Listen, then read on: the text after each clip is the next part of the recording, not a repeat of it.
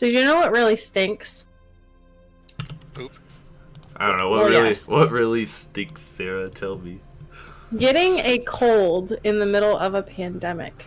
Because I caught my nephew's cold over the weekend, and now I'm afraid to like blow my nose or sneeze. And Jason has really bad allergies, so he's been sneezing like crazy.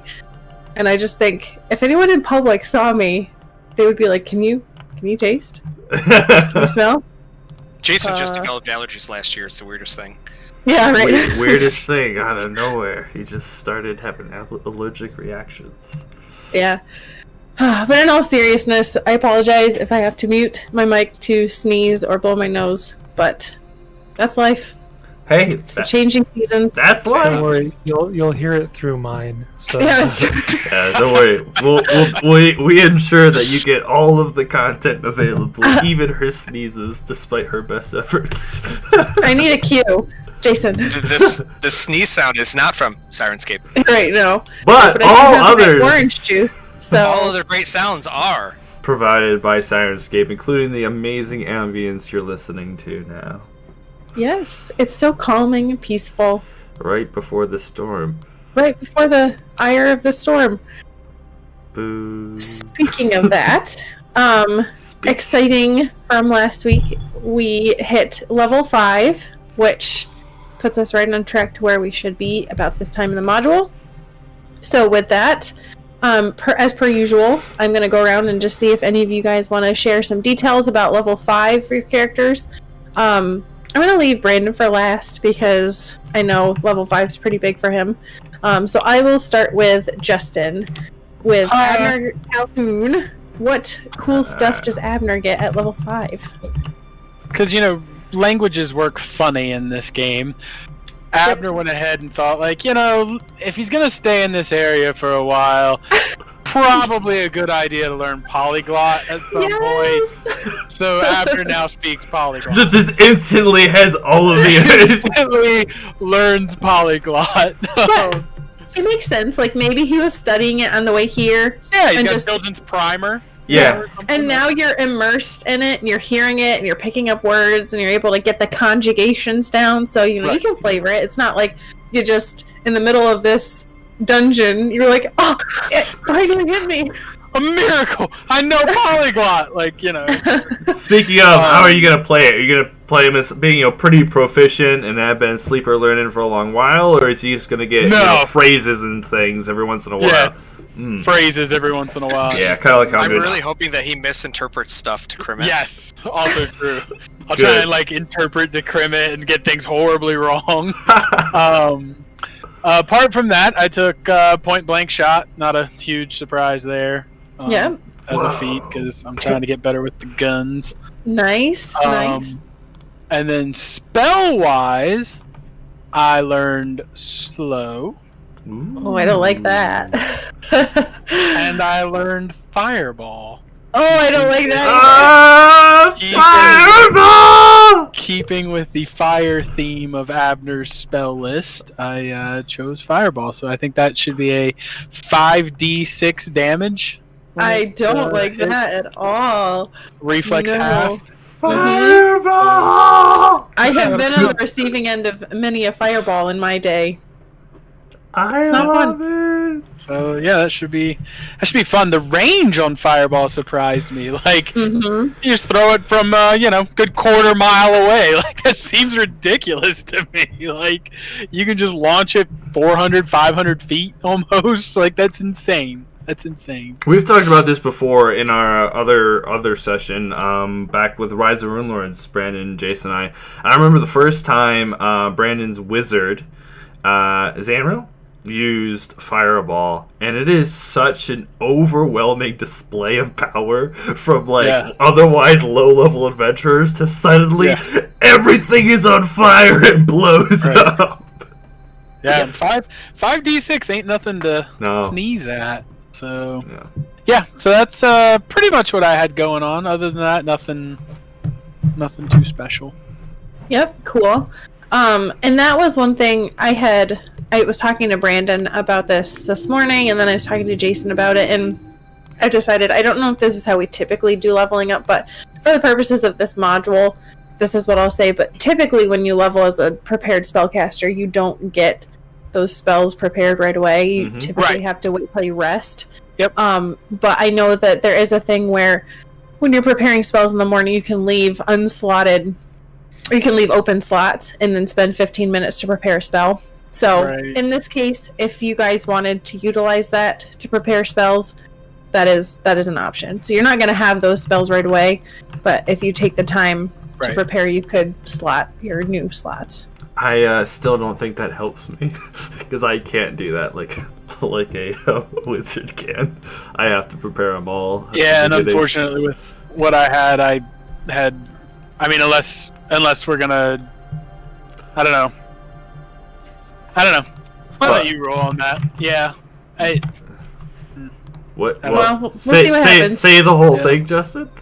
Or. Well, honestly, I think I'm just gonna wait till we rest again, if we rest again, because that's how we played it before. Yeah, that's fine. It's fine with me either way. It's just I have to spend an hour each day to regain my daily allotment of spells. I don't have like a wizard where you can spend 10 minutes to do it later, kind of thing. But if you want to let me have a level 3 spell, I will take one. Well, we'll see how it goes. Yeah. Next up, or did you have anything else, Justin? Nope, that was it. Just a couple of other skill ranks and things I already had, so just a little bit better at some things. Yep, go ahead and roll your HP. Come on, something good. Forgot. These have been terrible. Yeah. Oh, all right, there you go. That's almost maxed. Almost so maxed. A 5 on the die for a total of 6 hit points, which isn't too bad for a wizard. Yeah. It's been rough going, so I'm happy. Not bad at all. Yeah, just remember with HP that you don't get those HP, you get the max, and then you'd have to heal up to it. Yep. Alright, moving on to Josh with Aluna. What did you get at level 5? So level 5 is a bit of a sleeper, except that I do get access to level 3 spellcasting, and I can pick up a feat. Now, I haven't been building this build with like a huge concept of direction, kind of been trying to feel it out as the adventures go, but I picked up a nifty one called Spiritual Guardian, which is kind of fun. And it basically makes my spiritual weapon and a spell, I won't get this level, but 2 levels from now, stronger. They use my spell level as the base, as their attack bonus instead of my base attack bonus, which is kind of cool and fit the flavor. And part of my ancestral magic thing is that I get extra uses of spiritual weapon beyond my regular preparation. So it just felt like a good idea to lean into that a little bit. And I think it'll come up in combat. So I'm excited for that. And like I said, otherwise, it was just skill ranks. My reflex save is still a 1. I was really tempted to take lightning reflexes for that +2. But I said, why be boring? Why be dumb when you could take Spiritual Guardian instead? And that's what I decided to do. I really want Aluna to get hit by one of Abner's fireballs. We only have a 10 dex? That's correct. Wow. Yeah. Cool stuff. Alright, Aluna, go ahead and roll your HP. So yeah, I D8 would kill Abner if that happened. Oh, man.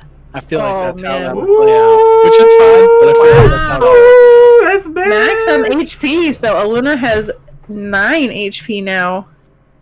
9 HP. Eating up. Yeah, so that brings me up to 34 max. My current says 8, but that can't be right. I don't know.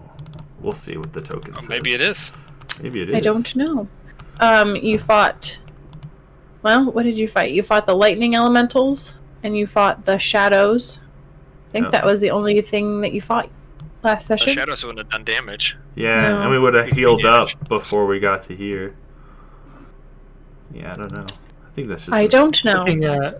Looking at the end of last session on YouTube, it shows you as having 25 unless we took damage between 342 and 350. Yeah, no, I think it should be at 25. I don't know why it said that.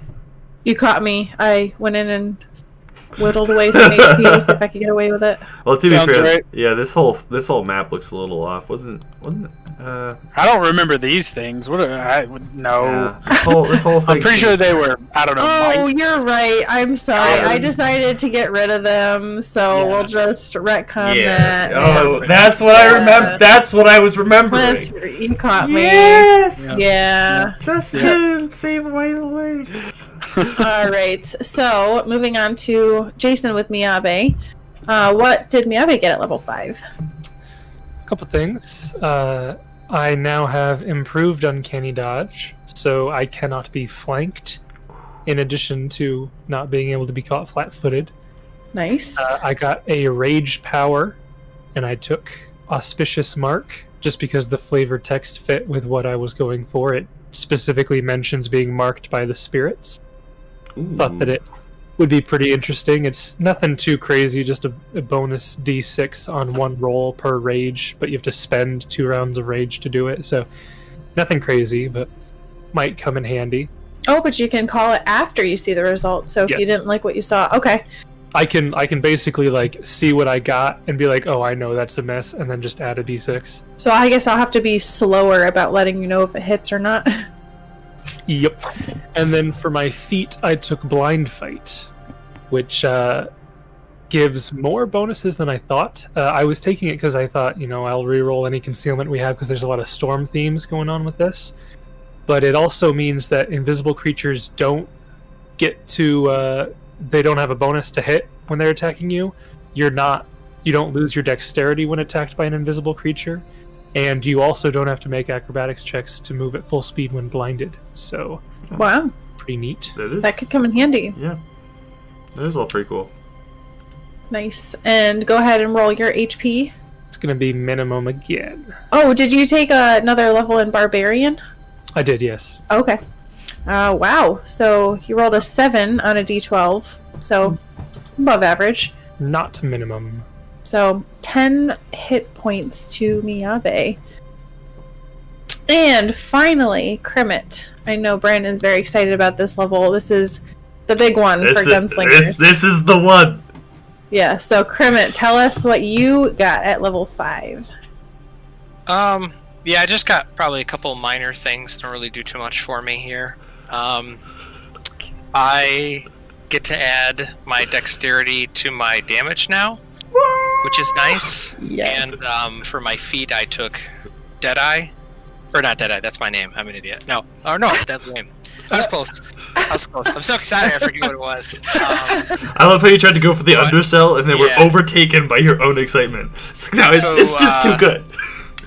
So that's pretty cool, because normally in situations with Deadly Aim, you're not supposed to be able to use that for touch attacks, but with the way the Gunslinger's worded and works, you do your attack roll against like their touch AC, but it's not really a touch attack, so you can take the benefits of Deadly Aim. So I was telling Sarah I was pretty excited because my max damage originally would have been a 1d6 plus 1, so it would have been a max of 7, but now I have a minimum of 10 damage with Deadly Aim because it's a 1d6 plus 9, so my damage went up a little bit. So kind of excited for that. Holy cow. Talk about, like, I remember seeing your, like, 2, your 3, or 4. You said minimum 10 points of damage now? Holy with Deadly Aim, point blank shot, and then with my dex to damage, so... Not to mention crazy. You're resolving against touch, so you're almost always gonna hit. This is the Gunslinger. This is the level you want to be. That's the one, all of that up into... And then being a small-sized character doesn't help because you're doing a damage die smaller, too, but now it's kind of... Doesn't matter as much. Yeah. Yep, good stuff. All right, Kermit, go ahead and roll your hit points. Okay, so that was a 2. So I think... You get to re-roll, if I'm not mistaken. I think because you're a D10, I think D10s re-roll 1s and 2s. Okay. Oh, must be nice. Wizards don't get to re-roll. And he rolls a 9. Typical Brandon. Classism, I tell ya. Even in our other game, Brandon will like have to re-roll like 3 times, and then he'll roll close to max. My wizard, like, I'm pretty pumped because he has pretty good HP for his atrocious AC. And that doesn't really matter because I'm fighting enemies. I get like 7 iterative attacks, so whatever. Yeah, it's all good. It's all good. All right, cool. Well, that is level 5. We'll get to see in action hopefully in a few minutes. But kind of picking up where we left off last week, you guys delved deeper into the temple. You met those water mephits that Justin kept saying reminded him of Tim from Monty Python. And they tried to get Miyabe to give them money. There was some confusion. Totally harmless. Then you guys delved deeper into the temple to try to find that other seal, fought some lightning elementals, found the seal, headed back, decided not to fight the shambling mound. Could have been a cool fight, but whatever, fine. You were able to open that door that led into a room with stairs going down, and coming out from these murals on the wall, you saw shadows. And that was a little bit of a tense fight because shadows are not only hard to hit, but they also don't do conventional damage, they do strength damage, which for someone like Krimet can be pretty crippling if you get hit with a good attack. Crippling Krimet, that's me. Yeah, right. But you were able to put them down thanks to Miyabe's Ghost Touch weapon and Abner's cool ability to turn his gun into magical with some effects. Yeah, and Ghost Touch was foreshadowing provided by the AP, right? And then the other one was just Abner being prepared, right? Yeah, just Justin playing a cool class. Yeah. So you made your way downstairs and you were greeted by this huge open cavern with a swirling maelstrom of water and this rotating platform that just goes clockwise in a circle. You decided to ride it around just to see all of the things. You saw an opening here into an icy hallway, which is very odd for this place, this terrain. You found a collapsed tunnel down here, but then I think Miyabe or someone was able to see that there's actually an underwater cave here as well. Continuing around, you found a long hallway that leads down into what seems to be a more open area at the end. And then another hallway that leads up some stairs and a set of double doors at the top of those stairs. So you decided just to go in order. Stepped off here onto the ice, went through, saw some statues of two elemental lords, Hashirsha and Kilizandri. I think they were the elemental lords of air and water. You continued down, you found a secret passage that went down to another door at the end. You decided to save that for later. And then you entered into this back area where you saw, I'll just read this again. The hall expanded into a larger chamber, which curved out until it was 30 feet long and 30 feet wide. You saw at the end there was this cage of icy shafts that encloses a floating crystalline orb 3 feet above the stone floor. And then there were two rime-coated statues that flanked the hallway leading south. However, as Aluna and Abner were discussing what this orb is, Krimet was able to see out of the corner of his eye one of these statues move. And that kind of set off a surprise round, of which everyone will be participating except for Miyabe. Miyabe did not roll high enough on perception to be able to notice them. So, Abner and without further Aluna ado, kind of fell hook, line, and sinker, though, for that. Ooh, shiny orb, let's go look. yeah, so without further ado, I'm going to ask all of you to roll initiative. So, I had already rolled initiative once on accident by cheating, but I actually have the ability that lets me roll it twice. Disc. So, I'll do the second one now with everyone else. Oh, And I'll take the 17. those bells. Yeah. Kind Yeah. of spooky. Provided by Start. Syrinscape. By Syrinscape. Alright, so Miyabe has a 4. 10 for Abner. Aluna was a 17 and Krimet was an 8. Okay. So, in the surprise round, Karen will be going first. Karen! So this is Karen. So Karen, I think, well, I'll roll it. and Karen, see. like Charon, or Karen, like Karen. Like, No, let me like- speak to your manager. Right. Yeah, let me the speak to bob your haircut. manager or an angel. Oh, I see. Oh, that's one way to spell it. Karen. I mean, it's not wrong. Right, so I'm gonna roll to see who this one's gonna go after. So 1, 2, Abner. 3, Kermit, 4, 5, 6, Abner. Real quick though, are you in the right spot on that map? Who? You're down here. Yeah. Oh, okay. Yep. I was the last one to enter. I thought you were up closer with the Luna at the orb. Okay, so with a 2, it's going to go after Kermit. So this creature is going to 5-foot step up. Good. He has And- 59. He has 59 health points. Good. I do not. Good. Not yet. Good. And Karen is going to, with It's Karen. 1 claw, She's gonna get a stupid amount of damage. a 20 to hit your flat-footed AC.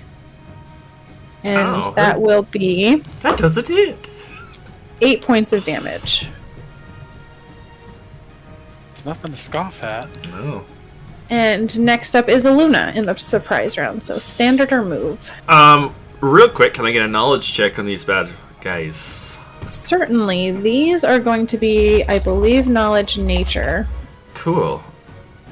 Let me just double check real quick. You think I would know by now. It is knowledge nature. 25. Okay, so 25 will get you. I will give you 2 pieces of information. The first for free is just Can that I these guess? are called capoessence. Oh, I would have guessed that. Yep, so these are called capoessence, and they are essentially gargoyles. Okay, so they are gargoyles. Great. Yep. Ooh, that's bad. Does that mean that they have the stone and hardness to deal with, or are they creatures? They're creatures. Okay, They're so- monstrous humanoids. So they're not like constructs. That would really suck. Mm-mm. That would Yeah. suck very much. Okay, so 2 useful pieces of information. We don't have any like rangers or things that go off of type, so that's not important. Special attacks.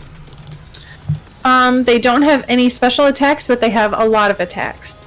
They have a Okay. total, in a full attack, they can do 4 attacks. Oh, okay. So do not get caught with the full attack. And then, what else do you guys think is useful? Things I could ask. DR, alignment, traits. They have DR10 magic. Oh, but magic Meaning cuts that- through. You need a magic weapon in order to cut through their DR. Alright, we'll do that. And she'll shout all of that out. And then, Okay. what spells? They're not immune. I guess, well, I should have asked, but that's okay. They're not immune to mind affecting stuff, though, because they're not constructs. So I'm not gonna worry about that. I will go ahead and cast Bless. Okay. So bless. So you each get a +2 to attacks and saves and No, just that. I think it's just Just a +1. Plus attack one? and plus the fear, I believe. Yep. Fear effects. Mm-hmm. Okay, so it's just a +1. Yep. Okay. It doesn't scale with your level, I don't think. I think it's just always a +1. I think so, yeah. Okay. So that was Aluna's turn, and next up it is Terry's turn. So Terry will 5-foot step up to Miyabe and attack for a 22. Yes. And out of the box. Also 8 points of damage. I heard those rocks, Sarah. Scary. Yeah. So that was Terry's turn, and next up is Abner's turn. So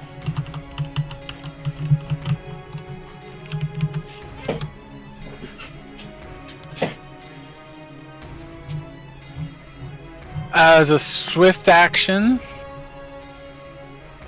I'm going to use my mage bullets. Ooh.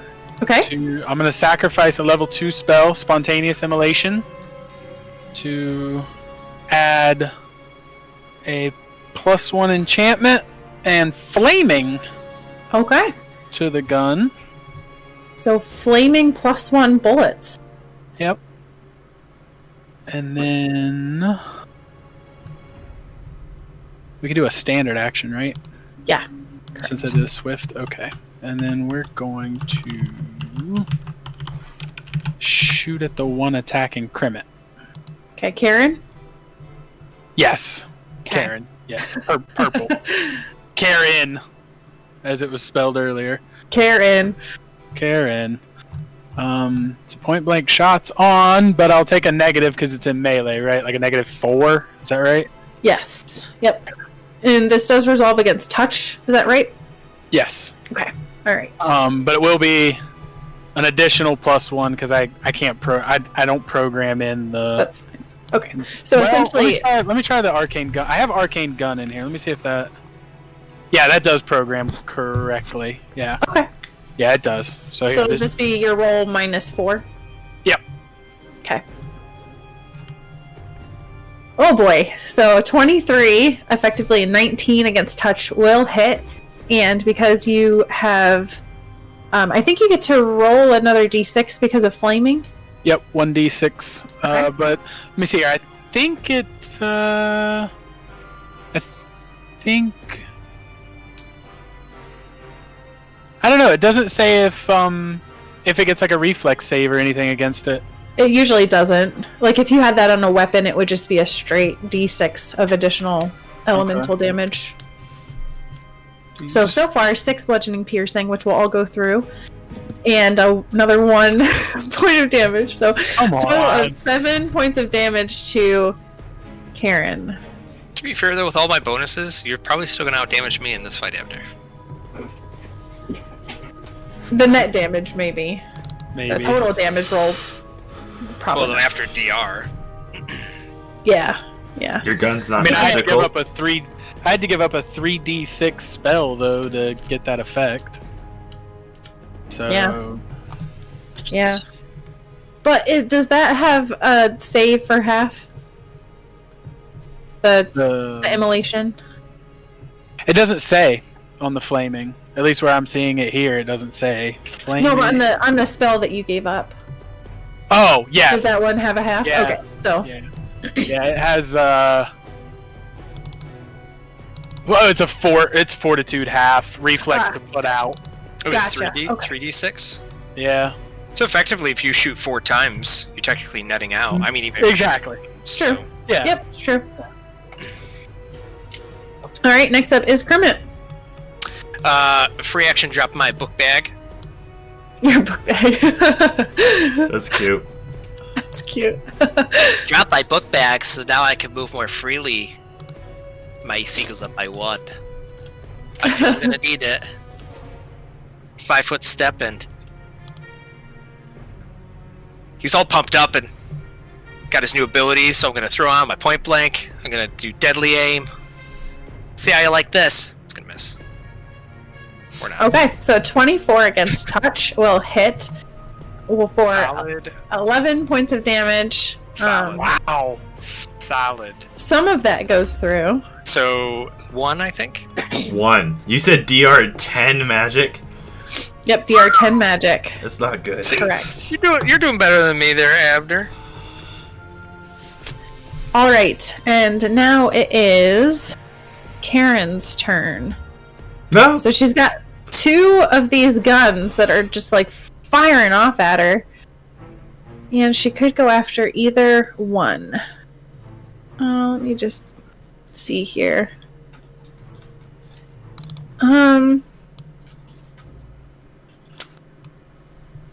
Bless will end before that does. So. Yeah, so I'm gonna roll again because you both technically did do damage. So 1, 2, 3, Kermit, 4, 5, 6, Abner. 4, 5, 6, Abner. He's dead. So, He is dead. Not necessarily. Immediately died. Don't forget, Justin, poor just in guy. case, you ate that pebble. I don't know how that's going to help you. that's Oh, I true, the forgot gut about that stone. level. The gut stone. Yeah. Yep. It is not through your system just yet. It's a critical hit, so we'll see. So, claw number 1, out of the box. I'm gonna have to... 15. I believe so, yeah. Okay. Let me look here. Yes. You didn't pee your pants yet? Okay. 3 points of damage. That's not too bad. Claw number 2 is 14. Yep, Okay. it just hits. 4 points of damage. Okay. Now for the bite. No, there's a 9. That's not going to hit. No. And then a gore. Ugh, don't like Natural that. 1. Alright, so that was anticlimactic. Karen got 2 attacks off. You cannot speak to my supervisor. I'm the Jokes at supervisor. her. Jokes at her. I'm the manager. Grim is the manager. Get him. So now Karen's even more frustrated and wants to speak to the president. And it is Luna's turn. I'm going to do something I have yet to do. I am going to Kill somebody use. other than Miyabi? Run away. Y'all are full of Do some jokes. damage. You just keep them coming. You're just full of jokes. Oh, you're so funny. You're the funniest group of people in the world. No, I'm going to use spirit magic, which has technically been a thing that I could do forever. An opportune time just hasn't come up, because how often are you going to use Unseen Servant? I have 1 spell slot per day of each shaman spell level that she can cast, which means I have Spiritual Weapon, which I can now spontaneously cast in addition to the number of spells I prepared ahead of time. So I will go ahead and cast that again. And Sarah, if you're okay with it, we did level up, so will that new feat work now too? I think you get feats right away. Awesome. So I need a token.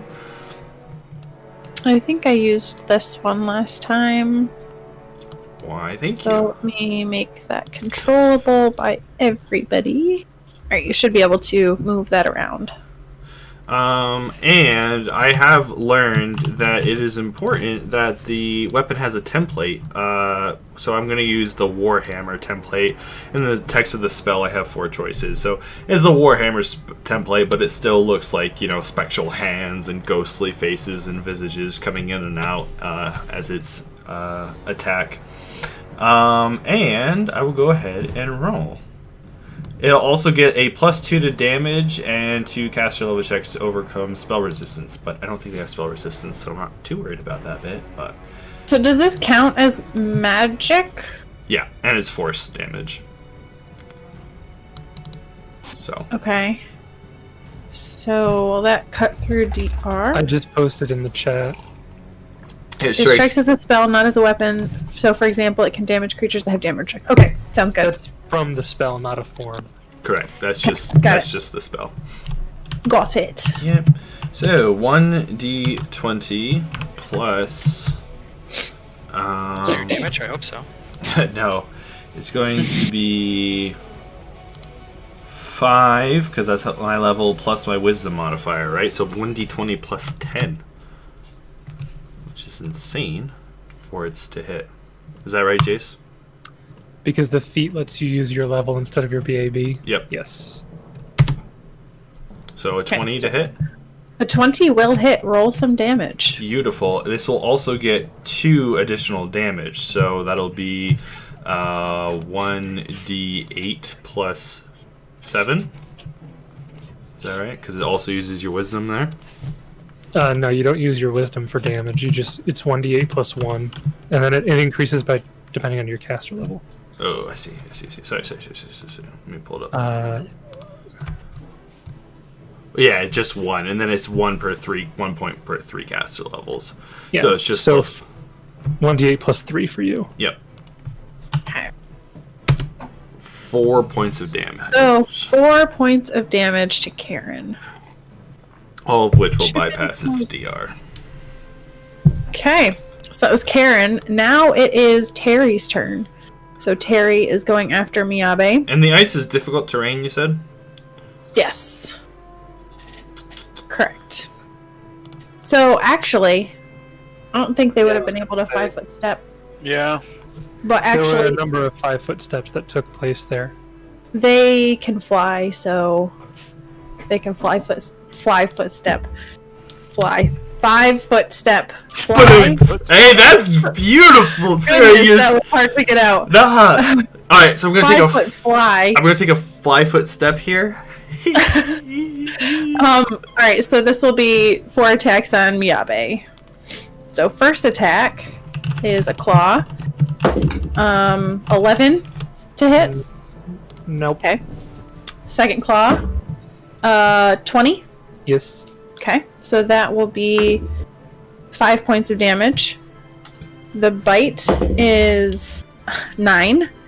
And No. the gore is out of the box. Is a 22. Yep. So the gore will do 3 points of damage. As it just comes in and is just tearing away at you. Madly. Now we are back to Abner. I'm getting out of here. Classic. Had to be done. Classic. Can't be a session without me running away. So just bear in mind, there are no 5-foot steps. I can fly too. Ooh. Can you fly?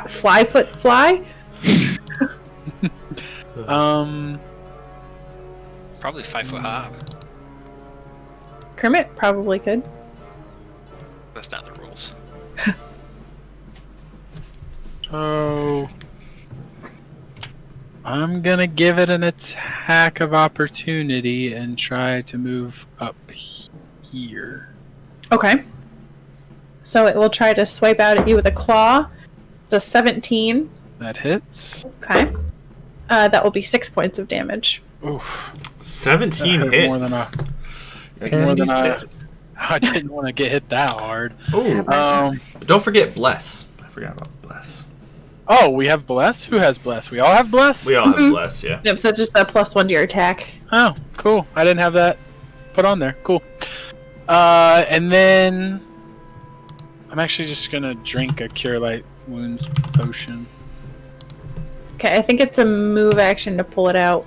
Or yeah, Oh, is it? I think so. So you could standard action drink out in your next turn.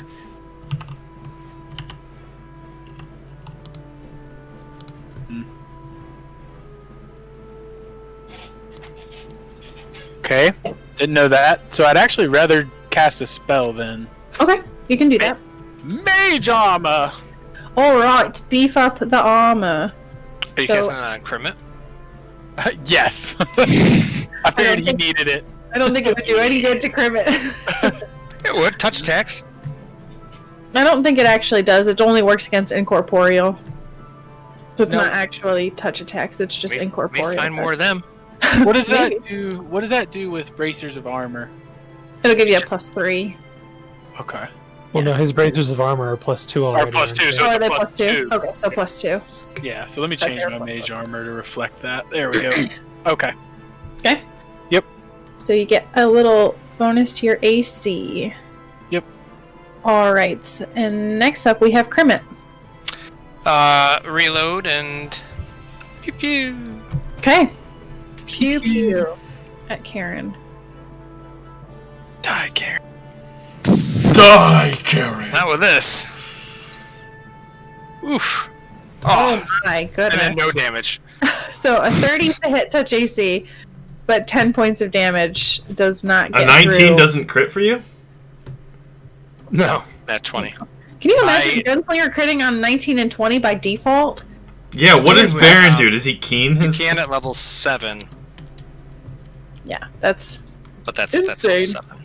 insane. Because he has... So, Wait, because he crits on a 18, Baron does, doesn't he? How many... it doesn't matter. Not our podcast. I don't know. So you see that you hit it very well. Your aim is true. It just doesn't look like it really did much to affect the natural armor of this creature.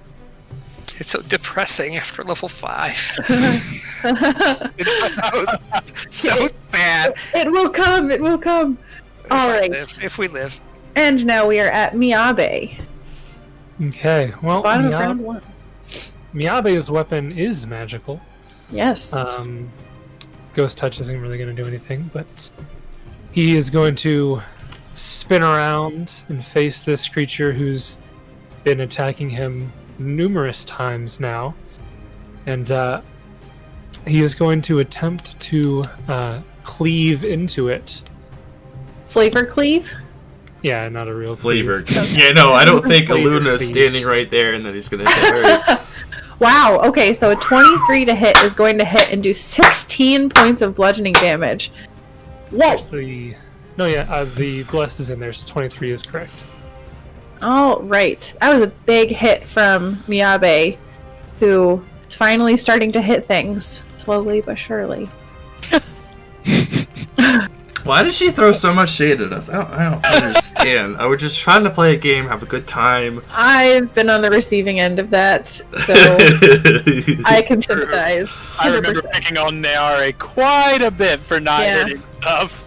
And then honestly, to bring in my new character and be super excited about him, and then to roll a natural 1 on my first attack, just like Yeah. popped my balloon. Yeah. Just deflated.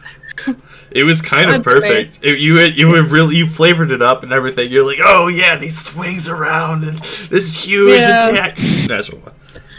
Oh, bummer. Anyway, it is Karen's turn, so she will 5-foot step up to the 5-foot fly. You can't say I- it, can you? 5-foot fly, and roll full attack on Krimmit. So that is gonna miss on the first with an 11. Second claw is going to, that's cocked. Okay, that's a 23 to hit, so I think that one's gonna hit. So that is 6 points of damage on the second claw. The bite is an 18, which I think misses. Okay. And then the gore attack at the end, out of the box, my goodness. Natural 19, but does not crit on a 19, so. Or threat. So that will be 3 points of damage on the gore. And after Feeling that good.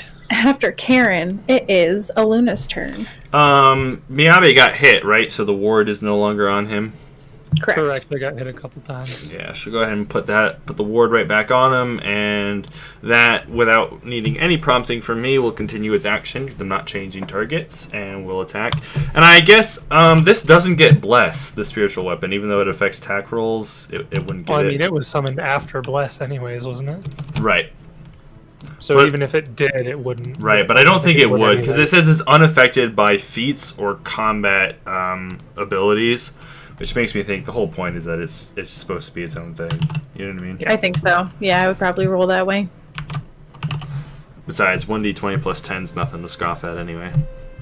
Otherwise, you just have a party of 3 clerics and 1 wizard who hastes their spiritual weapon every time. Oh my goodness. 18, does that hit? 18 will hit. Thank God. And we're rolling 1d8 plus 3. 5 points of So, damage. 5 points of damage to. Chip Karen. cutting through that DR. Yep. Every hit point counts. Next up, it is Terry's turn. So Terry will Terry? full attack on Miyabe again. No Terry. reason to do anything else. Terry and Karen. So it's a 15 on the first one. That's a Miss. miss. Okay. Lower on the second. I can't roll out of the single digits. It's a hit. 19. With ward, 19 is exactly my AC. All right. So on the bite, 3 points of damage, and then on the gore, natural 3. So you think I would be able to roll like a double digit, but no, not today. Not today, folks. Not today, folks. Maybe an Iron Fang. 19 was a Hopefully. double digit. Yeah, it was. It was actually a decent one. Yeah, If Justin anybody- just shared with us the. I love that video. Back up, Terry. Back up. What you doing, Terry? Put it in reverse, Terry. So funny.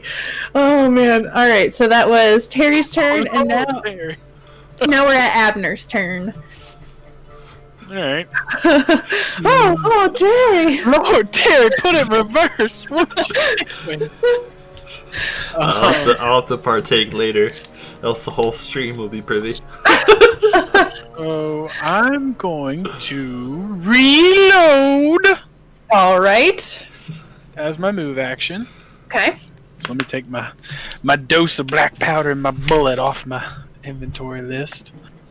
And then fire at Karen. Okay. I Fire hate you, Karen. at Karen. I hate you, Karen.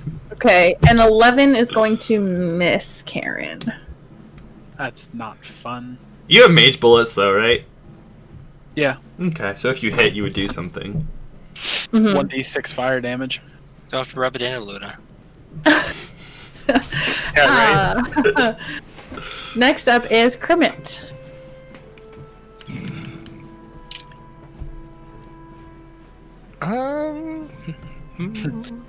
Abandons Abner to his fate. Yeah. Kermit's gonna kind of stand there and I'm not feeling that great, but Abner, I'll cover you. And Kermit is going to total defense. Oh. Oh. Interesting. Total defense. I don't know if that's come up in this module yet. Come the hero I always knew you were. Yeah. Yep.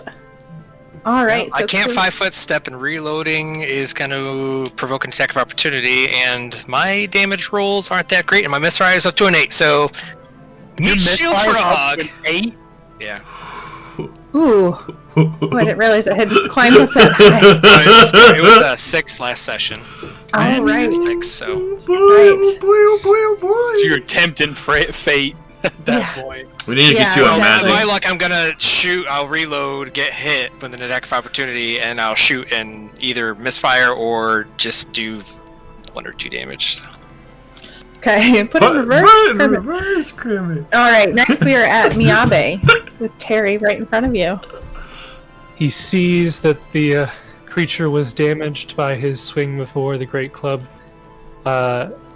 hitting this creature. They're not constructs, but are they still made of stone? No, they're not actually made of stone. They just have this special thing where they can stay super, super still and appear like a statue. So it's not like he hits it and he can see cracks and it's Right. No, it's actually sees like a bruise. flesh. He Yep. sees a bruise and he feels like he's doing some damage, and he sees that the other one over there is being harassed by the Yeah. spiritual weapons. Can You we, can see blood on the other one as it gets slashed and shot. He will continue to take this one down. Hopefully he can get rid of it in time to rush over there. Can we Okay. blow up an image That of that makes a creature couple for of us? Yeah. Yep. What? Thanks. There's another good look, everyone, what they look like. Kind of these nasty guys. I bet you if Miyabe survives this fight, he's going to vie for that loincloth. Looking at these and just talking about how bad people are like, oh, they're so bad. It's like I feel terrible if like the 2 people that watch our stream are named Terry and Karen. Not a coincidence, I'm so sorry. Anyway. You know what? Back to What a Miyabe. fun Patreon reward if you could like use insert name for like no name NPC enemy types. So you could be like, oh, there's Jeffrey. Thank you for subscribing. $5 tier. Right? So Miyabe hits with a hard 29 to hit, and He's aiming at the same spot. 16 points of damage. And it's Terry still does crunching. not feel good. Maybe not, but all. he's still up. Oh, he's still up. Curse you, Terry! Now it's Karen's turn. Karen really wants to talk to the president. So 4 attacks on Kermit. Little frog Hope not. staring death in the face. First attack, 24. Exactly. Ooh. Okay. So that is Even only with 3 total points of defense, damage. though, right? Your total defense? Is 24. Second attack, What was the damage? I'm sorry. 3 points of damage. Second attack is a miss with a 20. The bite is a miss with a 14. And the gore is a miss with an 11. Holy cow.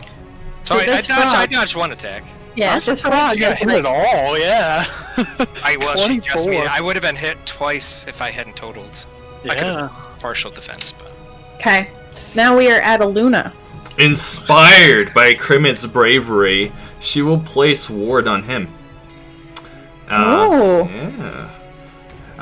seeing what he's putting down, and we'll go ahead and once again, not changing targets, so I don't even have to use the move action. The spectral hands and ethereal visages leap out and once again strike at the gargoyle in front of him. Okay. All right. So not Miyabi. Luna wards Crimit. Now it is Terry's turn. Well, no, So, the attacks. oh, the spiritual weapon. I'm sorry, I forgot about that. 22 will hit with the spiritual weapon on Karen. 1d8 plus 3. Chip, chip, chip. Woo! Oh, 9 points of damage. There we go. All right. Karen's hurting. She be hurting. She be hurting. And Terry now is going to full attack on Miyabe. I would make it legal. Is that illegal? So first attack on Miyabe. 15 misses. Second attack with a claw. 19 I'll hit. hits. Is that within the rules of the game? I don't points think of damage. that's allowed. 6. 6. Third attack. Bite. 14 misses. Yep. Gore. 25 hits. Nope. It does. I say so. I get a plus 10 to my AC on the 4th attack against me each round. It's called Only 3 points of damage on the Gore attack. Divine Providence. So Called Terry is chipping away at Miyabe as well. It's a battle of attrition.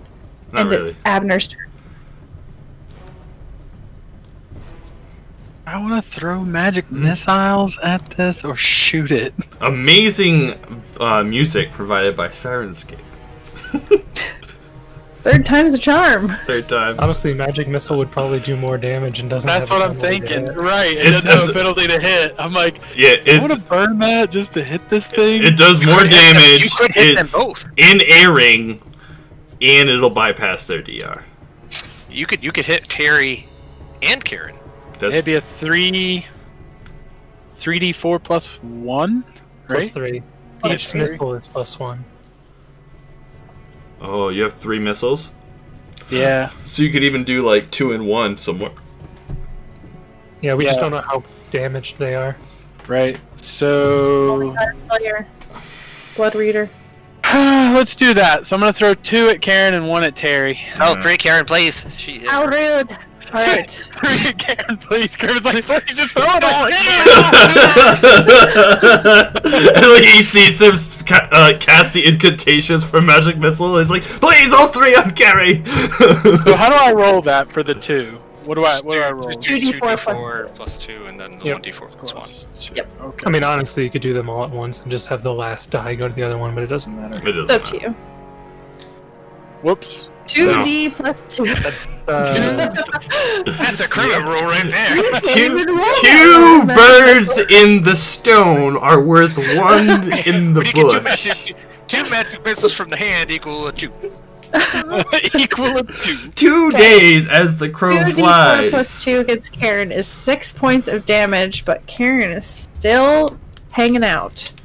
Yeah, she has not taken as Ooh, much. max damage Ooh. on Terry though. Nice. Yeah, and he is still hanging out, but they both look real bad. Really bad. It would have been really Alright. cool if he just ended the encounter there. He's like, boom, boom, magic missile, bottle cap.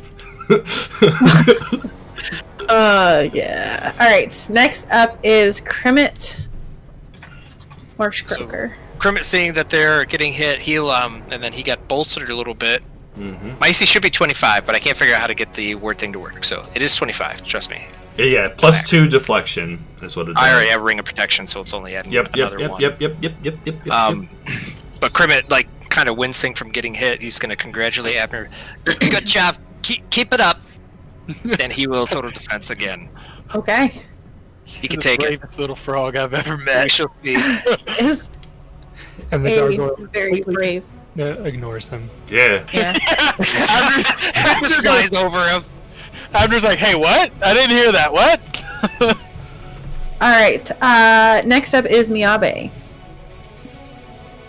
Miyabe, bleeding profusely from half a dozen different claw and bite wounds, is going to make his third attack, again aiming at the same spot as always. He's just trying to crush this thing into the ground, hoping that he can down it before it downs him.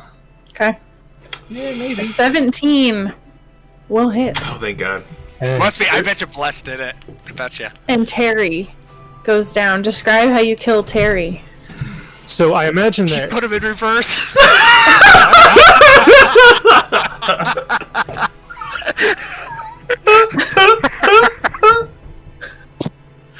Wow, you guys really... Just knocked him back into the wall. I was thinking out for you, dude. Sorry, I couldn't help it. You can't top that note now, so... I don't know, dude. You don't have the giggles today, Jason. I noticed. I like to think that both of his previous attacks, he was kind of doing like downward slams with his great club right under the shoulder of this creature.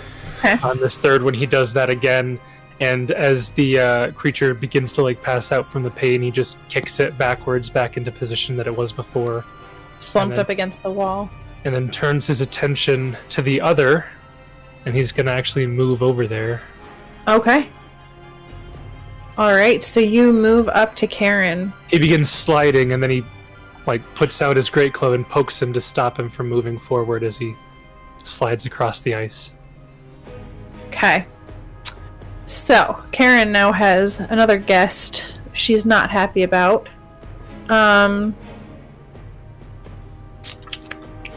So I will go ahead and...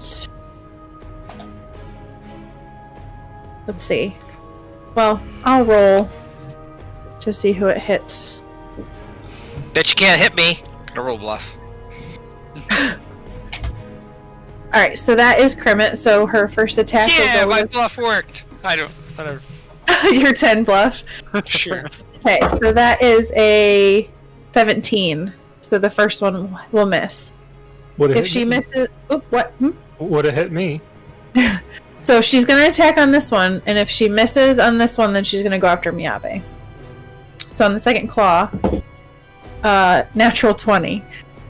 To confirm, out of the box, to confirm is a 17. So she hits, but does not confirm, and does 7 points of damage. Oof. And then she will continue because she hit you. Have to. 22 to hit. Yeah, nothing obligates her to. So the 22 misses? I have 24, still total defensing. Right. Okay, just the ward fell off. Okay. Yep, so it's from 25 to 24. Okay. So then on the last one, she will swipe out at Miyabe for a 18. Yep. So that one will do Her lowest Four. to 4 hit. points of damage. Still And Brandon, actually take one, like give yourself 1 damage back. I said 7, it should have been 6. Ooh, Crimit got fast healing now, boys. Live forever. He'll never die. And now it is Luna's turn. We'll start with the spiritual weapon doing its thing. Okay. 4th round. Okay. Yes, this is round 5. Actually, no, should be round 4 because I counted the surprise round. Round 25, 4. which will hit. 25 will hit. You don't know. I've been getting good mileage out of this thing. Okay. How does your spiritual weapon kill Karen? Ah, yes. So the way I see it, like, in the final bouts of the spell's duration, like, in this case, a full spectral spirit is able to manifest and crush down with, like, a club or a warhammer or something, you know, and break into it, and then as it does, it dissipates the etherealness and kind of, like, collapses into the creature. Be able to break beyond the veil a little bit. That's a sword. It's a monster hunter weapon. It can change into whatever it wants to be. roll knowledge weapons. Yeah. And with that, the chamber goes still again. Kills it with the flat of the sword blade. Right. Roll no. And soon the sword lasts rounds per level. Yeah, it's gonna dissipate after 1 round, but it can just go away. Okay. Kermit will kind of fall to onto one knee, and he's kind of panting. if frogs can pant. And good job, guys. Luda, I know you're not gonna like what I'm gonna ask you. Do not Use worry, that fancy Kremer. wand. I saw that you was brave, and she'll come over and heal him first. Wow. Are we going to max or? Yeah. Mm-hmm. All right. Well, I can just tell you, I'm 18 out of 59. Oh, she took way more than I had in my head. You were yikes zone. He was getting hit I was hard. low in it here. Yeah. Yeah. I feel like she wasn't hitting me much, but when it was, I'm gonna roll. I'm just gonna click the D8. I'm just gonna roll 3 D8s. Add 3 to that, so 21. Where does that Okay, put you? so 21 total. Okay. Yeah, So I'm at 39 out of 59. 39. down 20. Oh, so you still need like at least 2 more. Well, I'm down further just because I had also leveled and gained. Like I think it was 11 HP. But So I'll go ahead and do another 2 for you. So 12. so 51 out of 59. Yeah. Well, 1 more. What's it gonna hurt? It's not gonna hurt. And then she'll go around. That's 4. With the party. Miyabe, how many do you want? 11 out of 54, so I'm down by 43. So we can at least roll 5 pretty safely.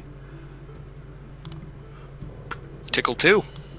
Wow, those are. So that is what, 24 points? Mm-hmm. Yep, so that's 35 out of 54. Roll Still another. down 19, So roll another 4. I think. Yeah. No, Another not 3. 19. Let's do another. Burning them charges. There's 3, so 15 more there. I'm glad we bought another 2 wands Okay, before I'm we get good. down here. 50 out of 54 is good enough. Yeah, that's plenty. And then Abner, you took 1 hit, right? I think you took a couple. 2 or 3. 2 or 3, yeah. So I- what are you at? 9 of 29. Ooh, so we'll burn 2 for you to start. Yeah. This is Should the island have Great. Amazon Prime to order another wand? great radio, guys. That could be, Yeah, that right. could be Abner once he gets his shop up and 14. running. He could be like the first Amazon Prime. How He could, close like- does that get you? That's 14. Yeah. Yeah, 25, 5. yeah. Yeah, 1 more and I'd probably be max. All right, let's just do it. I You did don't better know than with that. 3. All That's right. close enough. That's close enough. All right, and then I will go ahead and use 1 on myself. Just poke yourself. You didn't even get hit. Yeah, but Can I, now my max went up, so I feel the energy coursing through me and my power grows. And to compensate, I heal up the damage I didn't take. can I examine the orb thing? Yeah, sure. I don't remember if you guys rolled on it before. We did. We were, Did we? and then we were interrupted. Right. I don't think that you rolled high enough. Maybe we didn't roll. Let me see. Go back. Oh, it's gonna be on the next page. Of course it is. Sorry. Oh, it's your fault, Josh. It's your fault.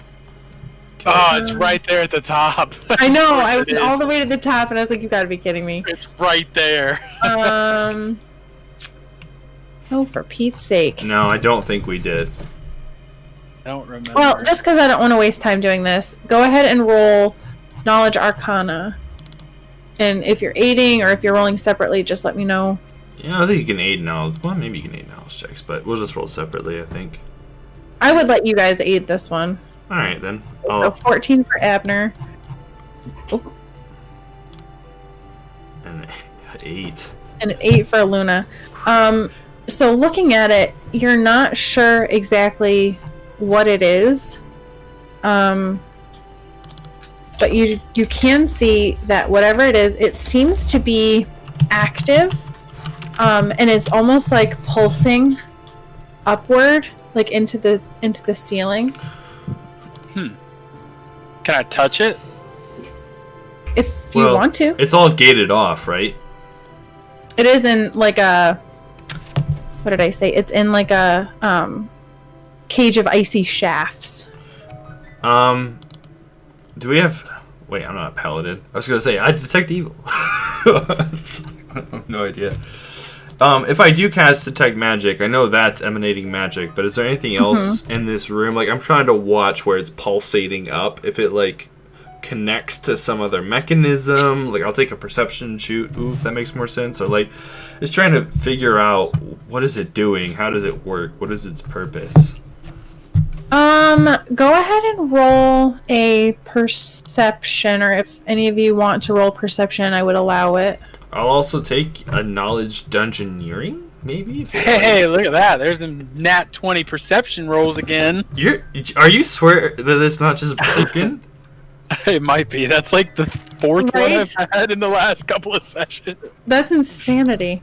Okay, so 20 for Abner, 15 for Kermit, 21 for Miyabe, and 18 for Aluna. So I'll say Abner and Miyabe, you're kind of standing back, and Miyabe especially, you're observing this from a purely non-magical perspective. But you can almost see that it seems to pulse up into the walls and ceiling of this room, and it kind of wafts out. Is it emanating cold? This whole room is cold. It's freezing cold. The orb, is it making it cold? The orb is cold. As we approach, we can feel in the air as we get closer. Yep. And there's no religious significance? Everybody roll me intelligence. Just a straight intelligence check? Just straight intelligence. Miyabe. Can I advocate for wisdom, since I am a wise individual and I can get wisdom to my knowledge checks? I'm still saying intelligence. Alright. But Abner, with a 17 intelligence, I will say that you get the impression, looking at this, that it appears to be powering something. That's what I thought. I just wasn't sure if Aluna would make that connection or not. And back to what's going on in the big chamber, the Maelstrom chamber, you get the sense that it may be powering something with that. Like the middle? I believe this here device has something to do with the larger chamber and the Maelstrom going on in there. And then I touch it. Okay, so you reach in and touch it? Yeah. I didn't want you to touch it. I could cast Unseen Servant and let them touch it. You take 40 d6 cold damage. Abner immediately freezes. Your frosty fingers fall off. I'm trying to see. There's a lot of ones in that array. A lot of fours, too. Holy cow. Seeing if the campaign has anything about what if a player touches it. Yeah, I don't think... That it does cold damage? I don't think anything happens, but it feels really cold to the touch. I think perhaps we should try destroying it. Alright. In that case, Aluna will... You want us to? Cast? Yeah. Does Kermit ask that? Was that in character, or were you just wondering, Brandon? I mean, is that a good idea? I mean, could I do knowledge engineering to figure out what this might do?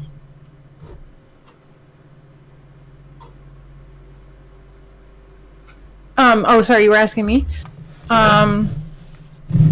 Sure. Jason, am I allowed to roll knowledge engineering for that? Yeah. So 14, you're not sure. You definitely get the impression that it's powering something. You think that there might be a way to deactivate it, but because it has a magical nature, you probably would need a use magic device check or physically destroy it. Good thing a killer use magic device. Yeah, good thing that's a class skill for me that I've invested 0 rakes it.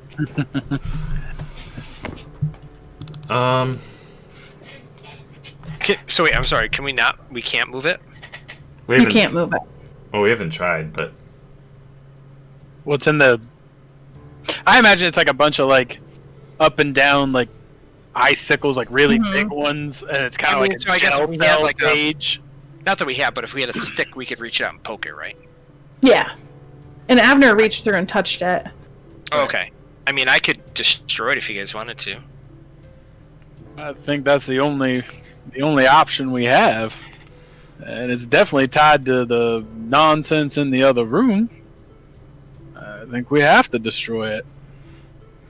Meabe, it's magic. He comes charging in. The I orb's too big to break through the bars, even if we grabbed it, right? I'm gonna cast Unseen Servant.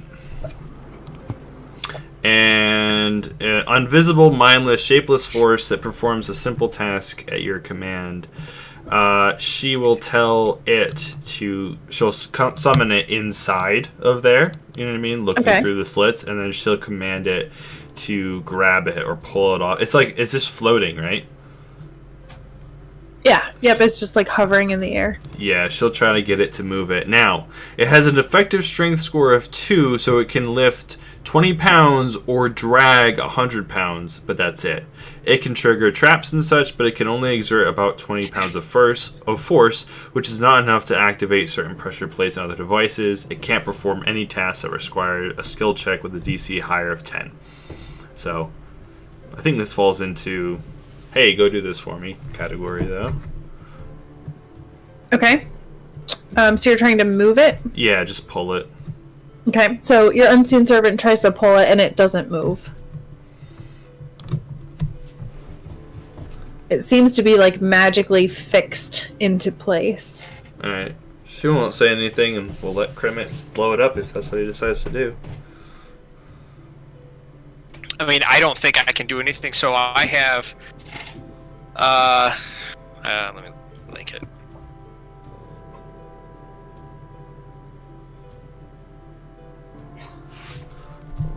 Oh, I guess well, it's pretty big, but... Big text. So I have... If you scroll down pretty far, it's the second thing I can do, which is... So not shoot unattended object. The gunslinger can make an attack roll against a tiny or smaller unattended object within the first range increment of the firearm. If it's smaller size, the AC goes up. On a hit, the gunslinger does not damage the object with the shot, but can move it up to 15 feet farther from the shot's origin. On a miss, she damages the object normally. So I'm going to try that, so I won't actually deal damage to it, but I'll see if I can shoot it to move it. Okay.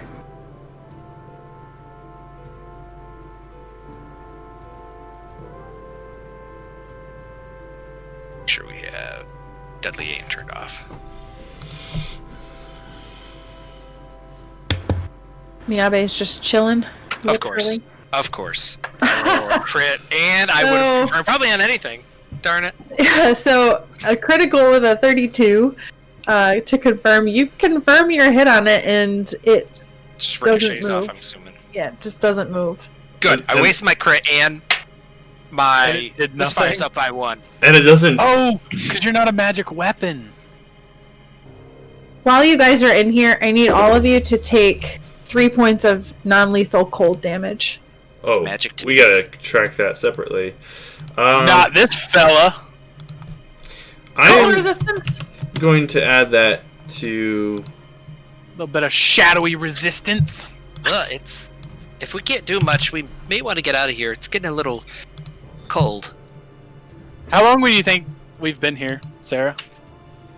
Here is in like downstairs. No, like interacting with this orb. I would say probably it's been 10 minutes. 10 minutes, okay. Yeah.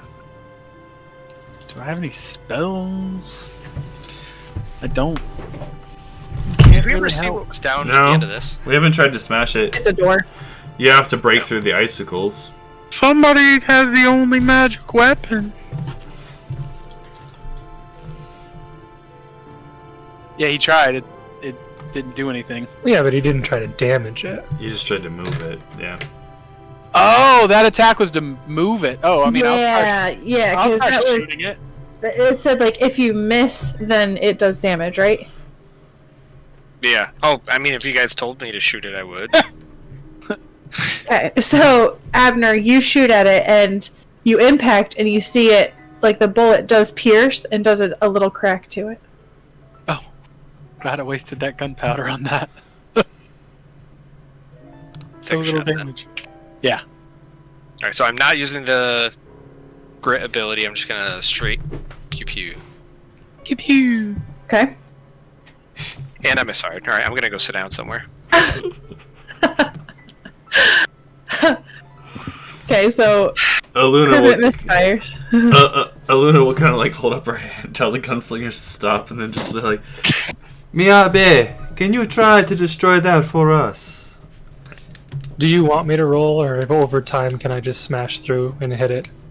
I would say, what's your bonus to hit? I've got a plus 11. Well, take plus off. I have a plus 10 to hit. My damage is minimum 8, maximum 17.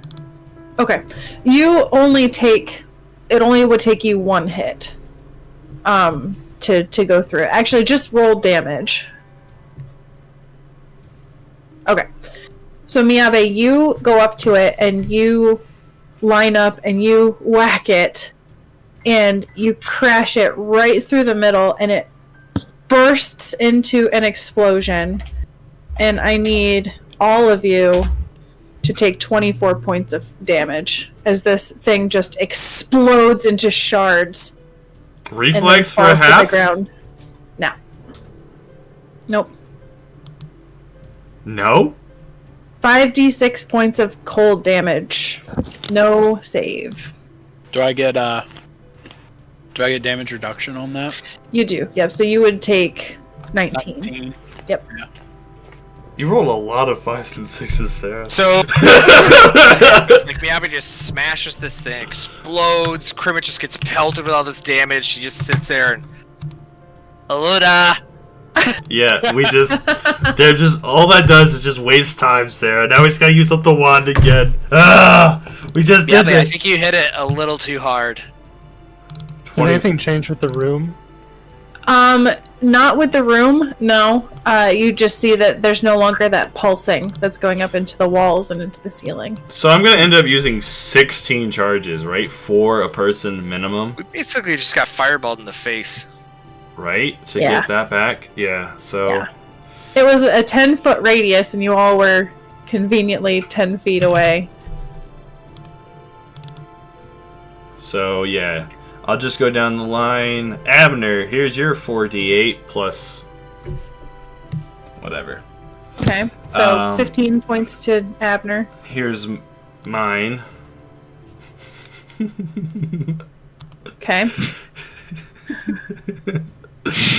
Miyabe is taking off down the Dude, tunnel. Linus heals. He feels bad for Um, damaging us. I Mia- thought you were supposed to be a protector, Miyabe. You Miyabe. just dealt us all damage. You hurt her so bad. Miyabe. Oh yeah, does he rage at himself? There's yours. We find him in the corner punching. He's Crimit. not upset about it at all. Crimit, there's yours. Okay. So the rest of you, you can finish up with the healing, and then are you following Miyabe down the corridor? Yeah, people still need some healing, though, don't they? I can use one more. I'm alright. I'm only down 10. I'm down 9. And Abner. I'm down 5. So we will use... Does non-lethal go away with magical healing? Yes. Yeah. Okay. So we'll use one more each for everybody. Does it just go away, non-lethal? Or how Yeah, does... it heals at the same rate. Yeah, that's what I thought. Just for that, I would like my spell slots for my level 3 spells today. Yeah, I agree. Just for that. I agree. That's up to you if you want to spend 15 minutes. Abner. Miyabe. Crimit. Of course. Alright, so Miyabe, as you come up to this doorway, roll me a perception check. Okay, with your 20 perception, you hear some shuffling coming from the other side. Oh boy. So you're charging in? No, He would wait for everybody to stack up behind him, and he would say, "I think I hear something across on the other side of this wall." I love the way this tunnel is that Abner has just become one with the wall. I'm one with the wall. I am one with the wall. Until Should my I watch open is it? Well, no sense us standing in these cramped quarters. He will kick Okay. it open with force. So Goodness. Miyabe kicks open the door with force. You have a ward, by the way, Miyabe. Shattering it to pieces. Galarian police! We have a And- warrant! Immediately, you are greeted by the smell of ozone and mildew that fills the air of this neglected chamber. Nice. Crooked bookshelves are crowded with ragged tomes that occupy much of the room. The cracked floor slopes towards a large, water-filled passage leading west. To the south stands a sturdy wooden door covered in shallow gouges. The other thing that you notice It was the Are- shambling. 3 figures that are shambling around. It'd be real nice to have a fireball right about now. Surely And- those aren't what I think they are. They And are. as soon as you kick open that door, they all turn and hiss at you, and I need everyone to roll some initiatives. Seriously, fireball would be great right now. Anybody want to place bets on what these things are? I don't know, but they look friendly. They look like I got my an best idea. friend. Best friends forever. I've got a guess. Is that one licking the skull? Are they licking skulls? I don't like that. Hee hee hee. Alright, so Same initiative last time. They look like some kind of vampire creature. let's see. We will have Joe, Jim, and Jonathan. George.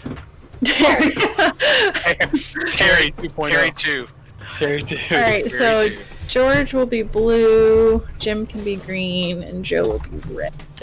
Come on. At So- least you could have done Jim, Dwight, Michael. There you go. I don't think that far in advance. I just told you. Sorry, I can't pick good music that I want. What's this music? Oh, that's what it This is the elevator battle music.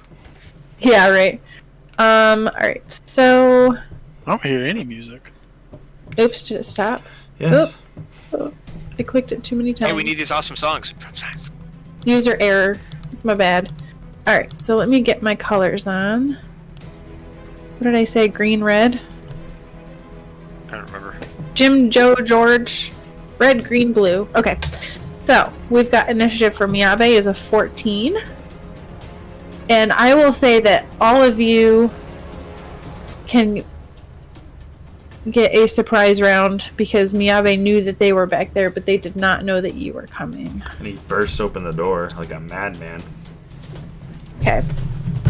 Yeah, So- smash. 7 for Abner. Obviously, Luna's going to take the 12. No. And Kermit coming in with an 8. And then... Oh, jeepers. Oh, jeepers. Oh, jeepers. Creepers. I have the Oh, highest sweet initiative Christmas. modifier. Jeepers. Okay. So, surprise round. First up, Aluna. Oh, okay. So, following Miyabe bursting down the door, her dancing light globules fly into the room as well. Okay. And she will... She can't quite well see anything, but she knows we're in for trouble again. Can she see from where she's at? Can she make an angle on this one? No. Yeah, too many No. people in the way, too many bodies. Too many people. Yeah, so...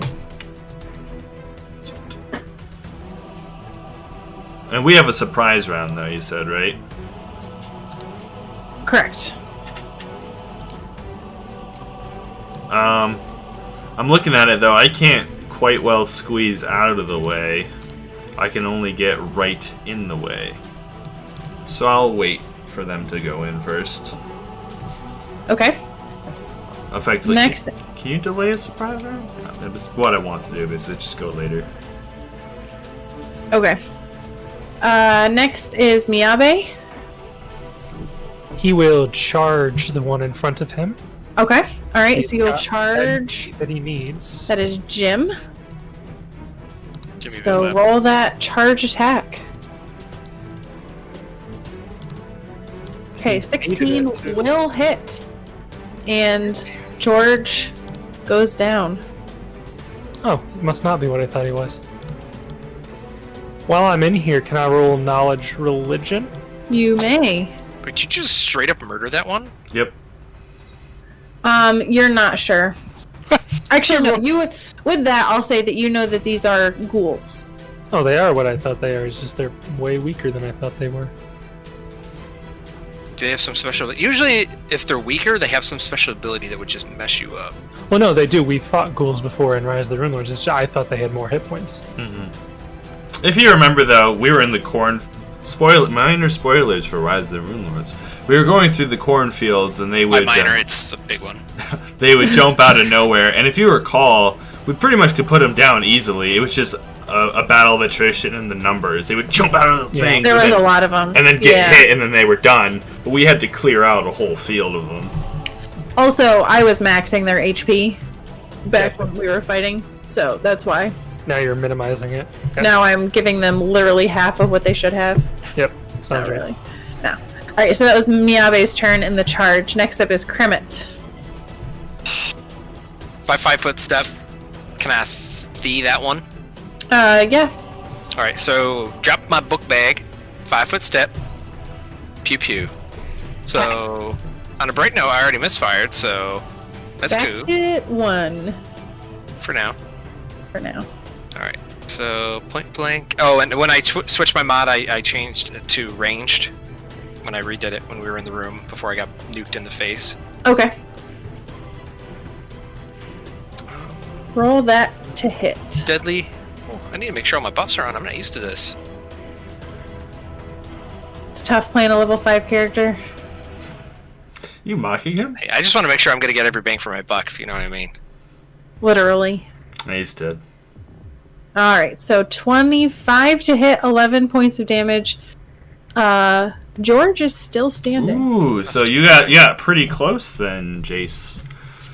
We have a very tight bounded area of their hit points. Yeah. 12 or 13. Next up in the surprise mover standard is Abner. Probably uses fireball. Wish. Can I see either of these? You can probably see red. Red? Okay. Yeah. So I am not. Actually, wait, those are bookshelves, so Yeah. technically Kermit Yeah. wouldn't have been able to see blue. Maybe they were short bookshelves. I'm 2 feet tall. It doesn't matter. Buddy, you don't have to bring it up. You could just be like, oh yeah, maybe they were short. Are they bookshelves? Is that what we see though? Yeah, no, they're bookshelves, so I thought they were benches at first until I reread the flavor text. They're actually bookshelves, so they're higher. So does that change what you would have done, Brandon? Yeah. Because you 5-foot steps, would you have actually moved in?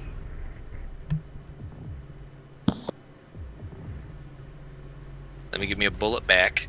Yes, you can do a bullet back. Saving up here. Alright, so I was here. You were back one space, yeah. Yeah. Abner fades into the wall. Like the shadow he is. It's up to you, Sarah, but arguably he could have made that attack against red. If you take the corner of his, it kind of just... Okay, that's fair. Yeah, that's true. That's fair. You're If you fine want to with do that. that. Yeah, Okay. that's true. That's true. So that's true. we'll just pour Alright, I'm Joe. gonna take a bullet back. No, I giveth the bullet. It's kind of a good look as Kermit like slides into the room and just barely slinks around the corner, Cha-cha lines it up. slide. And... Thank you, Okay. Jason. Alright. Just remember how benevolent he is when he kills us in Iron Fang. I was gonna Come say. back to this moment. Nah, he's all talk. Jason's the kindest, most benevolent DM I've I ever like had. to kill you when you're at your best. Yeah. That's He likes to take cool moments and just squash us with fire resistance. that was oh man, that was so sad. I'm still sad about that. It's because you were so tactical. You were like, he only has 1 HP. Do you know what will guarantee? Yeah, you know what will guaranteeingly do at least 1 HP of damage. Yeah, for taking fire spells. Yeah. Yeah, I don't know what kind of loser bozo character would use fire spells. I don't either. That's Some loser bozo. Everybody knows that fire is the most common resistance in the game. Anyone worth their salt knows that. So Abner, Yeah. going back, Kermit did do what he thought he did. Yep. So you Kind just of. 5 foot stepped up. Yep. Okay. I guess that's it. Can't Alright. really do anything. I'll move 20 Okay. feet in then after that, and I'll take a knowledge check on these guys. Okay. So roll a knowledge religion. If I can find it. Knowledge religion. 10. So I know they're ghouls. You know they're ghouls, and I will give you one piece of information because I would say they're probably fairly common. Pretty common. I know. How much should I separate player knowledge here? They would know about the ghoul touch thing, and that's bad. I don't know. Surprise me, Sarah. Tell the audience something cool.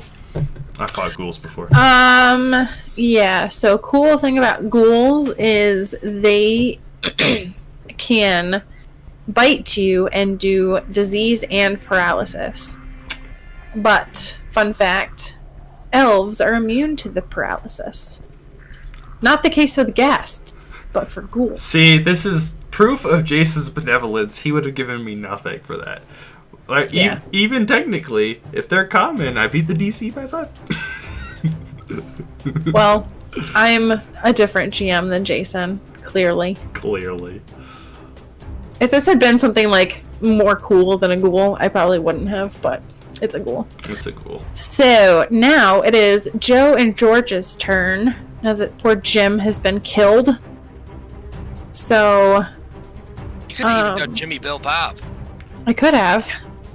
So Joe will move up to Miyabe and swipe out at you with a bite. Dumb, So dumber. this will be Nitty, a nitty. 6 Oh. to hit. So that will not hit. And then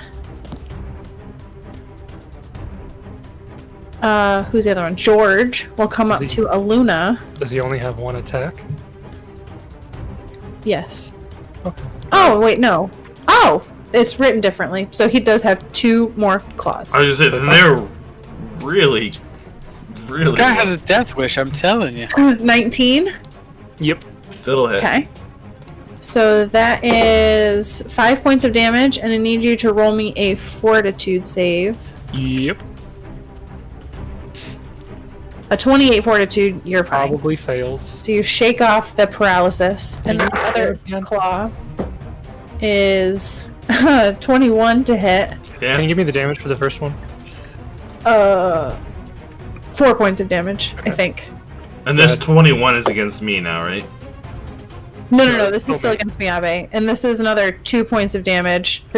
And I think you have to roll again for the paralysis. 26 probably fails. A 26 definitely fails. No, just kidding. We're in You trouble. are fine.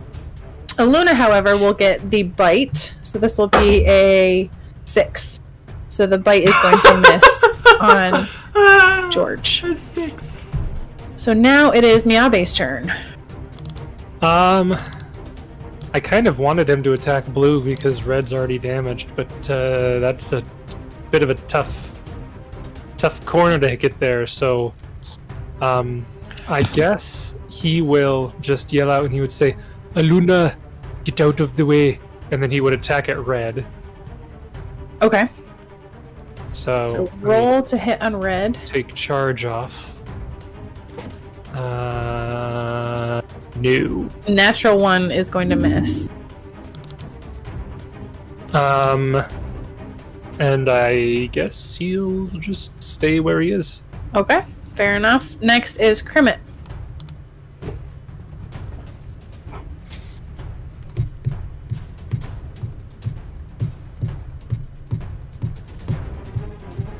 What will Kermit do? I'm gonna attempt acrobatics Okay. to get over yonder. All right. 24. 24 will do it. So I can move half, I believe. Mhm. Yes. Half your normal speed.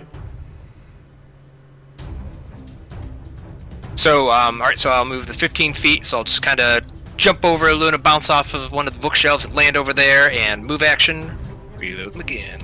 All right. Kermit Be like, reloading. "Oh, Luna, get out of the way! Next up is Abner. Can I see this one? You can, but it would Half. Be a tough shot. It would have. tough shot. Yeah, Just 8. drop prone, it's always a good idea. Probably 8, right? Because there would be cover and firing into melee. Yeah. Shoot between Mihabe and Luna's legs. Yeah, right. I could do it. Take him out at the kneecaps. Take him out of the knee. You do have Used to point be blank cool shot until he now took a though, bullet to don't the you? knee. Not point blank Huh? shot. Not point blank shot. You don't have precise shot. I don't have precise shot because I didn't have point blank shot. So Alright, I have point blank now. But then you can But, maybe get precise later, but not now. Later. Yeah, But I not understand. now. I understand. Okay. For not now. But not now. Let's start with a knowledge religion check. Sure, go for it.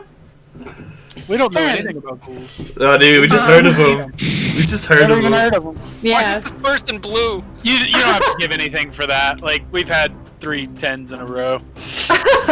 Yeah, you learn. Like it's one of those. Aluna tells you that they can do paralysis and poison. You're like, yeah, I know that. Everyone knows that. Everybody knows Duh. that. Duh! What a ghoul. Don't explain that to me like that.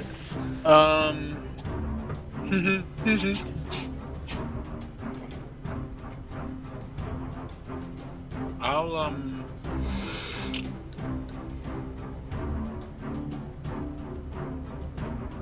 Tick tick. I don't think my acrobatics are very good. You could just wait. Until you roll. You could just delay. Believe in Yeah, it. I'm just gonna delay. Gonna I'm delay. not ready. Yeah, but if Aluna disengages from this guy, then well, Did you move up? Yeah, you 5 Yeah. foot step, so you gotta be there, back. yeah. So I'll delay there.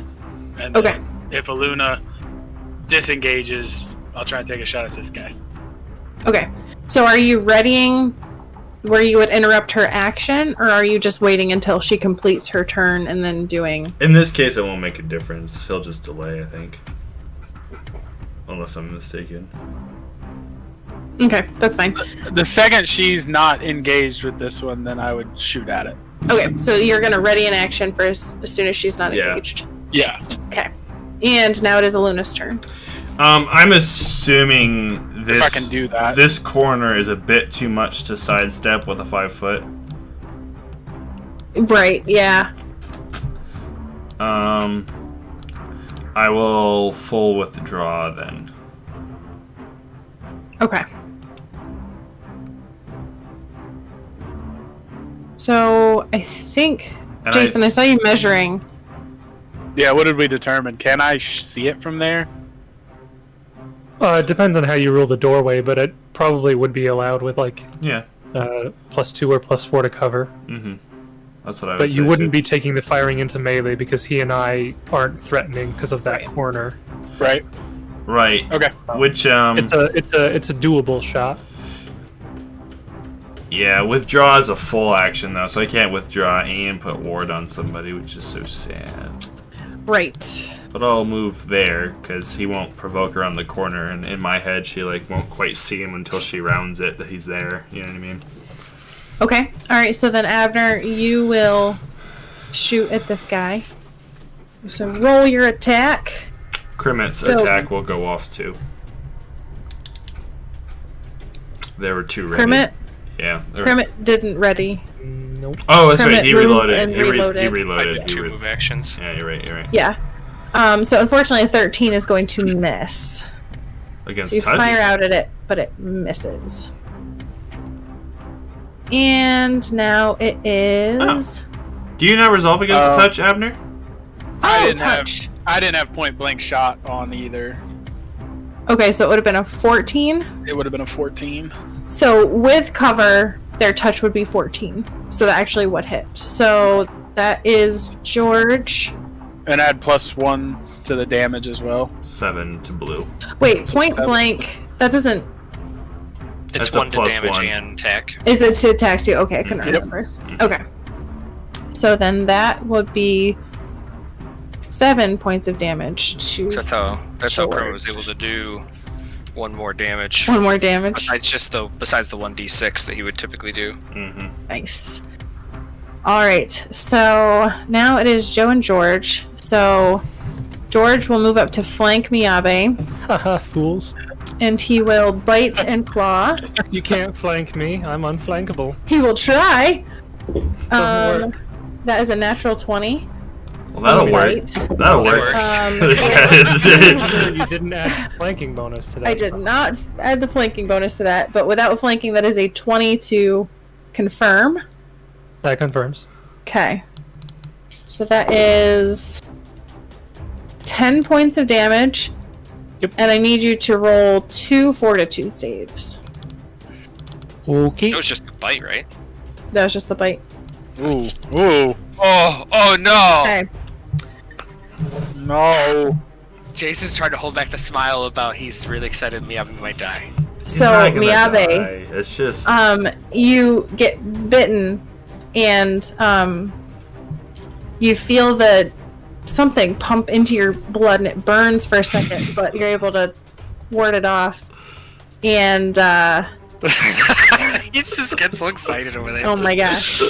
But you are now paralyzed for Basically, every other attack's gonna hit between. 2 rounds. Oh, I thought it was a lot longer than that. Okay. Have you been playing a significant number of Iron Fang monsters way harder than Ezreal? Right. Like, what D4 doesn't seem reasonable. It should Okay. be like 1d17 So now- rounds, right? 2 claws. That is a 10. Paralysis is not actually changing my modifiers on here, but I believe that should still hit. Yeah. Because you lose your. I would lose my dex, which brings me down to 15. Yep. But my dex is also treated as 0, I think, so that brings me all the way down to 10. Okay. So it's just and my melee attacks get a +4 bonus. because I'm prone. Yeah. So I think, yeah. Yeah. My AC should, I think, be 10 even. Okay. And is And you get a helpless. bonus. Oh, you drop prone too? Yep. You don't just I- like reasons. Paralyzed As is if pretty you're darn prone. bad. It's frozen in place and unable to move or act. A paralyzed creature has It's an equivalent to a prone. has a Yeah. defective Do dexterity and you get strength the of 0. +4 melee when they're equivalent to prone? No. Or They is it don't just get the prone? +4. They just have an effective dex and strength of 0. But can So take I don't know, it says- not actually prone. Oh, I'm sorry. I'm reading helpless, not paralyzed. correct. Frozen in places, mental actions. Okay, yeah. So sorry, I was reading the helpless, not the paralyzed. He is helpless also because of paralyzed. So I do have an AC of 10, I believe. Well, if he's also helpless, then he would get the +4.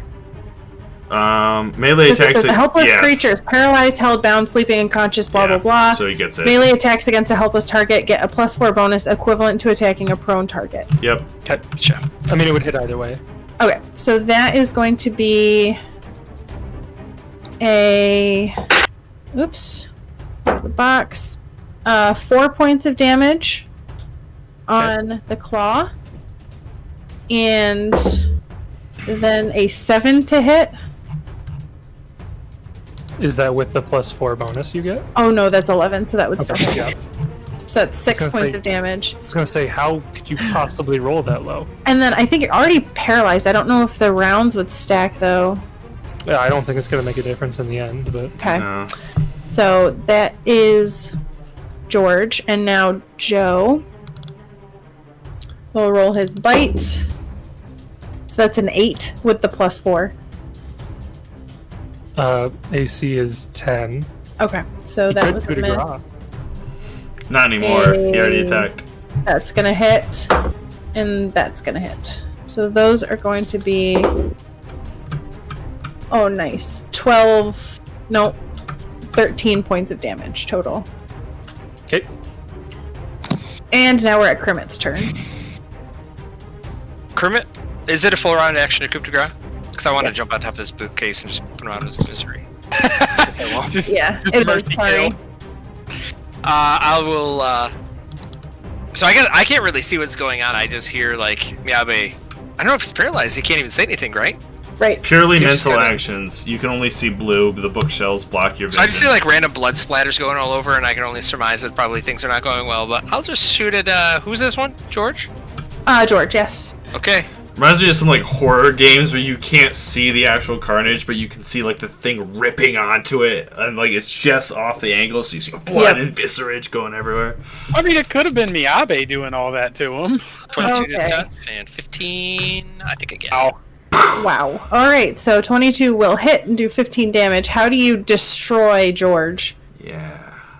Oh, it's just like any zombie one. You just take off the head, but its jaw is still there and tongue just probably dangling. Wow. Oh yeah, and did you see the tongue on these guys?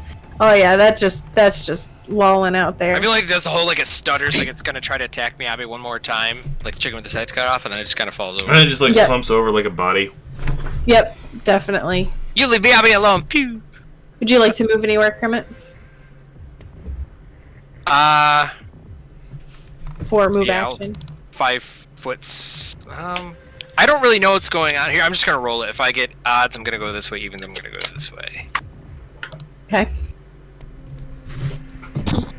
So 5 foot step that way. Okay. Oh wait, Sounds- I only shot. So I guess I'm sorry.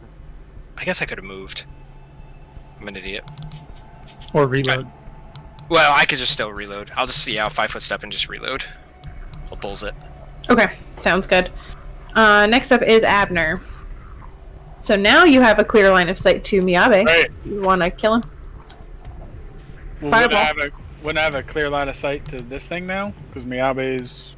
Oh, he's not prone. He's That's not what we're prone. doing, Right? He's just Yeah. standing. Just standing in the way. Yeah, Miyabe, move! Stop ignoring me! Why won't you listen? God, why is my speed so slow? Over encumbered. Goodness. That might be. That's why I have to drop my book bag. With your pencil case. I literally had to put like everything. Like I had to get rid of thunderstones. I had to put extra bullets in there because I still have a 6 strength. Oh, that's right. Yeah, you got hit hard.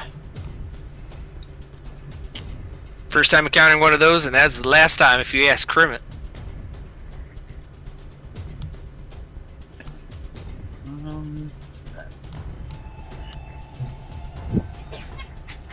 That's like a double move.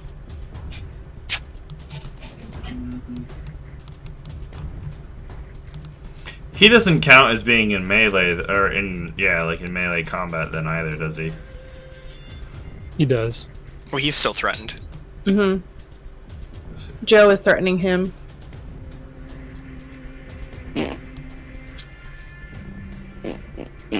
Yeah, I'll just double move to here. Okay. Abner double moves. Now it is Aluna's turn. She knows it. Miyabe's in quite a bind.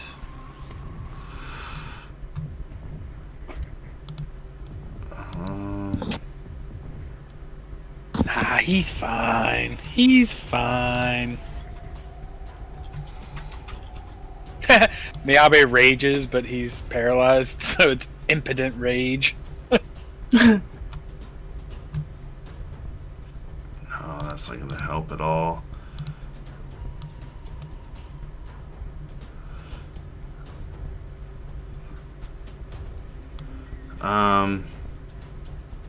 She'll go ahead and provide Ancestors Council. So, as a standard action, the shaman can call upon our ancestors to provide advice and assistance to one ally within 30 feet. The ally gains a +2 bonus on any attack roll, saving throw, ability check, or skill check made before the beginning of the shaman's next turn. And I will go ahead and give a +2 to Oh, ward's down too. She'll just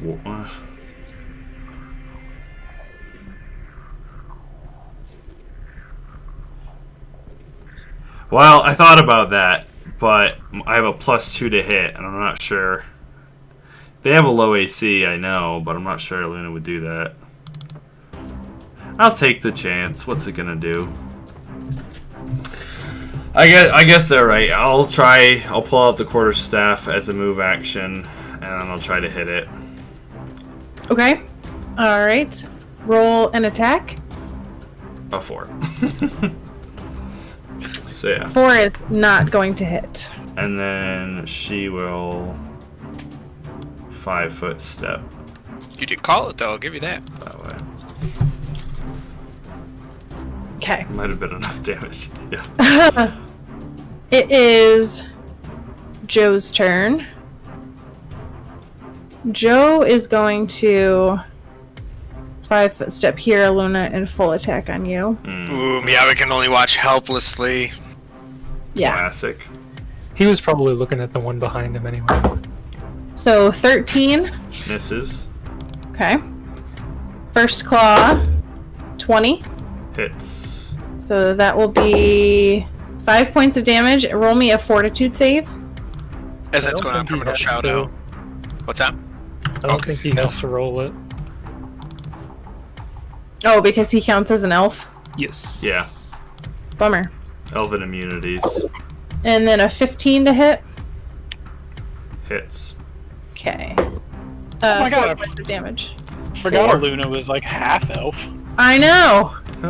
I always forget Every that. time Josh plays an elf or a half elf, we forget the race that he's playing. Yeah. It hurts, man. With Vindel, it made sense because I never played him like a full elf. Like his elven stuff never came up. But Aluna, it's sad, man. To be Your fair, psychic stuff has come up, your elfin stuff has not come up. no, we haven't met any elves. Okay. Next up is Miyabe. I don't think you get consecutive saves. Nope. Okay. So you are still paralyzed. And now it is Krimit's turn.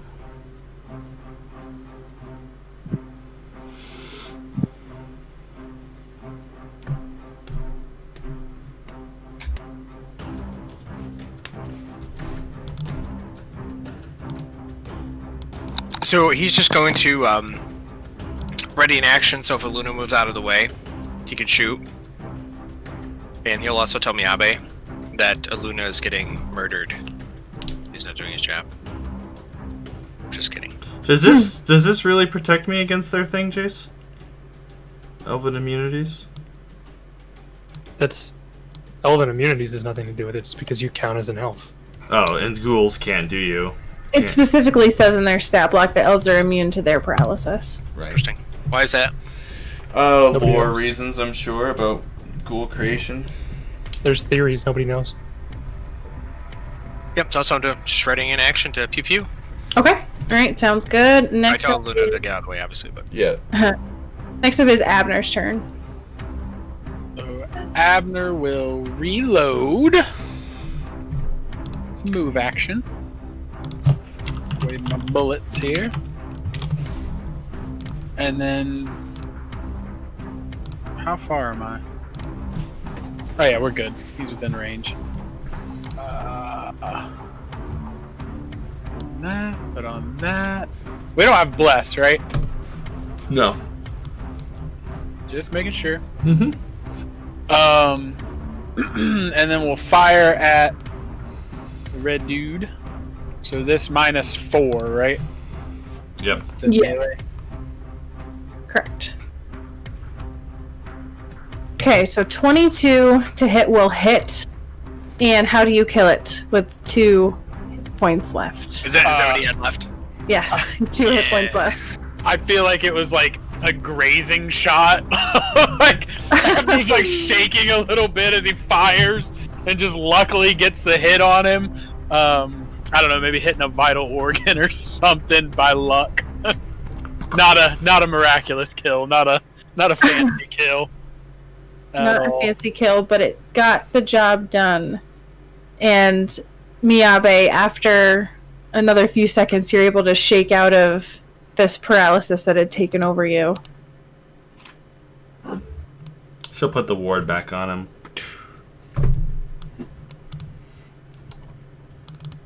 And then detect magic in this room.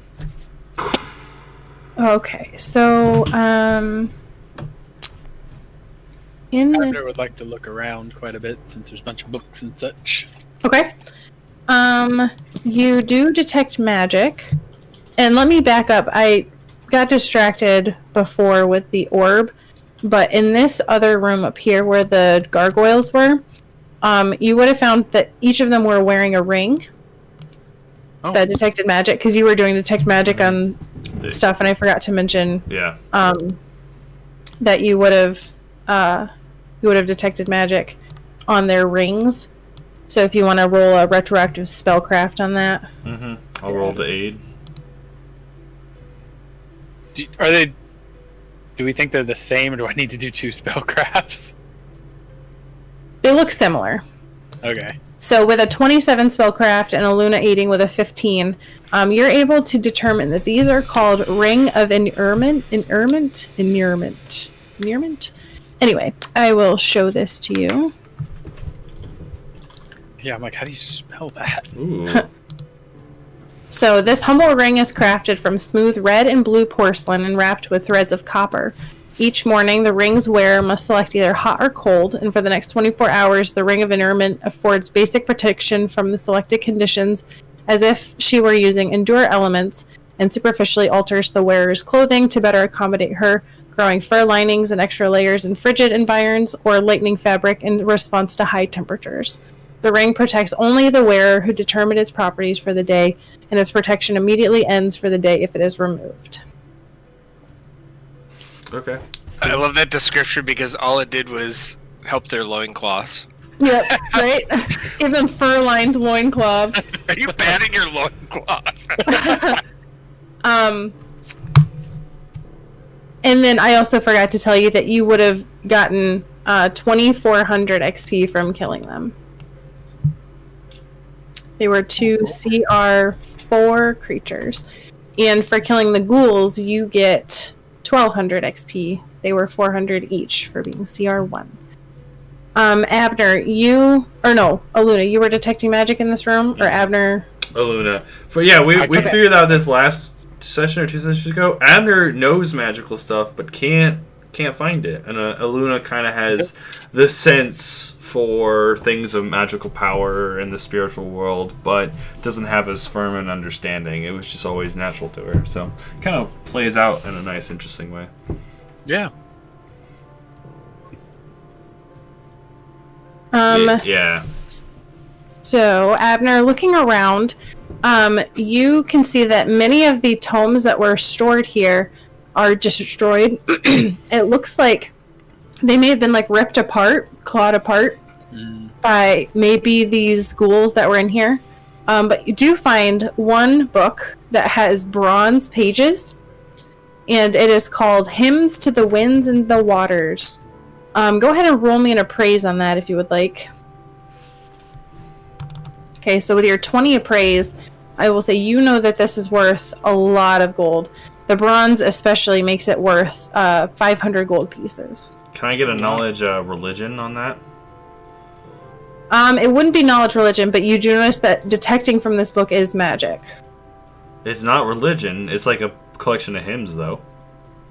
It's just songs yeah, to but nature. It's just a book. Yeah, interesting. Yeah, it's just a book. But knowledge arcana or spellcraft then? Well, if you look through it, you can see detecting... Actually, no, it wouldn't detect magic. That's my bad. Looking through it, though, you see that several of the pages also function as... I guess I'm getting myself all turned around.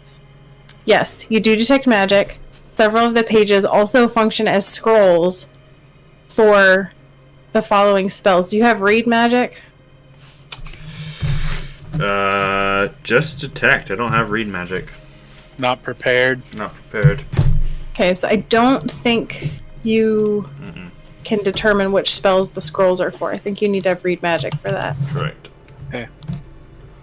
Something for later. So it's not a spell book, but it has scrolls in it. Correct. Yep. So you could like rip the pages out and use them as scrolls. Okay. They're all scrolls of read magic. That would be funny. And yeah, go ahead and roll a knowledge religion if you want. Oh, do you roll one now? Yeah, if you want to. Yeah, I like it. It's fun. Okay, so 22 knowledge religion. Looking through this, you think that this may have been a highly regarded book for worshippers of Gozra. Yeah. Just because it is a collection of songs and poems that are revolving around nature. And being that this area is heavy into worship of Gozra, it probably was something that a worshipper of Gozra would have treasured. Beautiful. Health. We'll use up the last bits of the wand, I bet. While they're doing that, I would want to study my spell book. Okay. I only have 8 uses left, so who's hurting? Okay, while you guys do that, I'll be right back. 12 of 54. He's Alright, we'll do 5 on you to start. Did I put both spell slots into Fireball? Is anybody else hurting? Yeah, I did. How many more charges do we have? I am using the last of it. I have 3 No, left. I'm fine. I don't need any. It's probably not good because we haven't gotten far. No. We I have burned. potions. We burned through that wand as a result. Well, it didn't help with that trap exploding on our faces. Right. Yeah. Yeah, I've got some potions. Doesn't look like we have any in our inventory. In Okay, our party well, inventory. I do have 2 potions. I can take one. Oh, we do have an unknown amulet, though. I'll have to remember Okay. to spell check that. I wonder if the lizard folk upstairs have a shop or anything we can buy healing stuff from. I think we Yeah, cleaned them out. but they didn't The have any alchemy lady. wands. Yeah. Well, the They alchemy had a lady wand. did, but Yeah, they didn't have any wands. So I have 3 uses left of the wand. That's not great. That's not great. We I'm really at- should have bought a second wand. A 3rd wand. A third wand. Okay. I think we're ready. Okay. No point in waiting on it though. Okay, that'll do. I'll go ahead and use I'll one. just take both of those potions. I'll use. Also, I don't know about Kremet, but I'm getting kind of low on gunpowder. Like, Okay, so you open the door into this next area.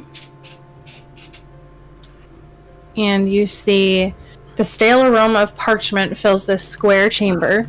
Large wooden bookshelves line the perimeter, each stuffed full of beaten tomes and loose papers. A circular table sits in the center of the room, flanked by 2 chairs and covered with numerous open texts. A path opens to a larger chamber to the west, while a door allows passage further north. What are we looking at? This room here. Yeah, but he sees all the books and he just turns and he says, "There is nothing in here," and he moves to the next door. Typical. Abner will inspect the books. Yeah, Kermit typical. comes in. I can only really read Common and Gripplet. I doubt that any of those books are in that language. He also walks away. Typical routine though. Alduna and Abner will spend some time together looking over everything, casting the detect magic and all that. Okay. Go ahead and... Alright, so you, looking through here, you see that there are many intact books, unlike the previous room. One book, I need you to roll me a spellcraft check on. Alright, and this is to aid. It's not great. Most we can get is a 17, and we don't. Yeah, so you're not able to determine what that book is. But it The is other- magical. It's not it's not radiating magic, but in order to identify it, you need to know spellcraft. Like, you need to be able to roll spellcraft. Is it like read magic kind of situation? No. Okay. Nope, it just specifically calls out a spellcraft check. Okay. Much of what you're seeing here is gibberish, or is commonly available books. But if you have Appraise or Knowledge Arcana, you can roll to determine some other books that are in this room. Oh my god.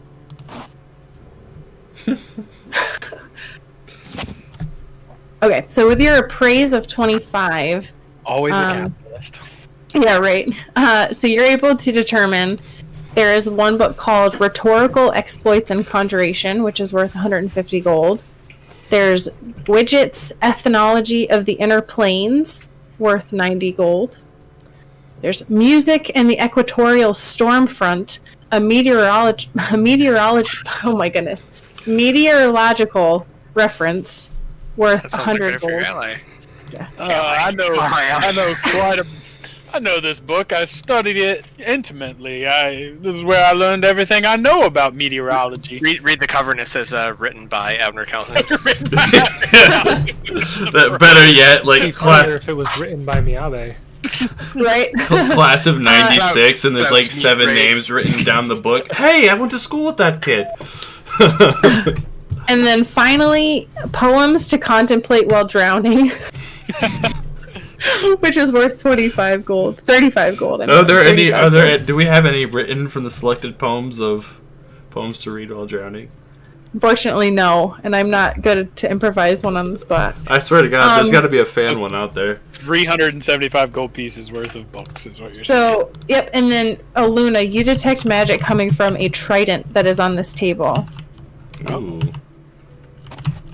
Nice. Ooh, that is nice. Ooh, okay. So a 29 spellcraft on that. 31.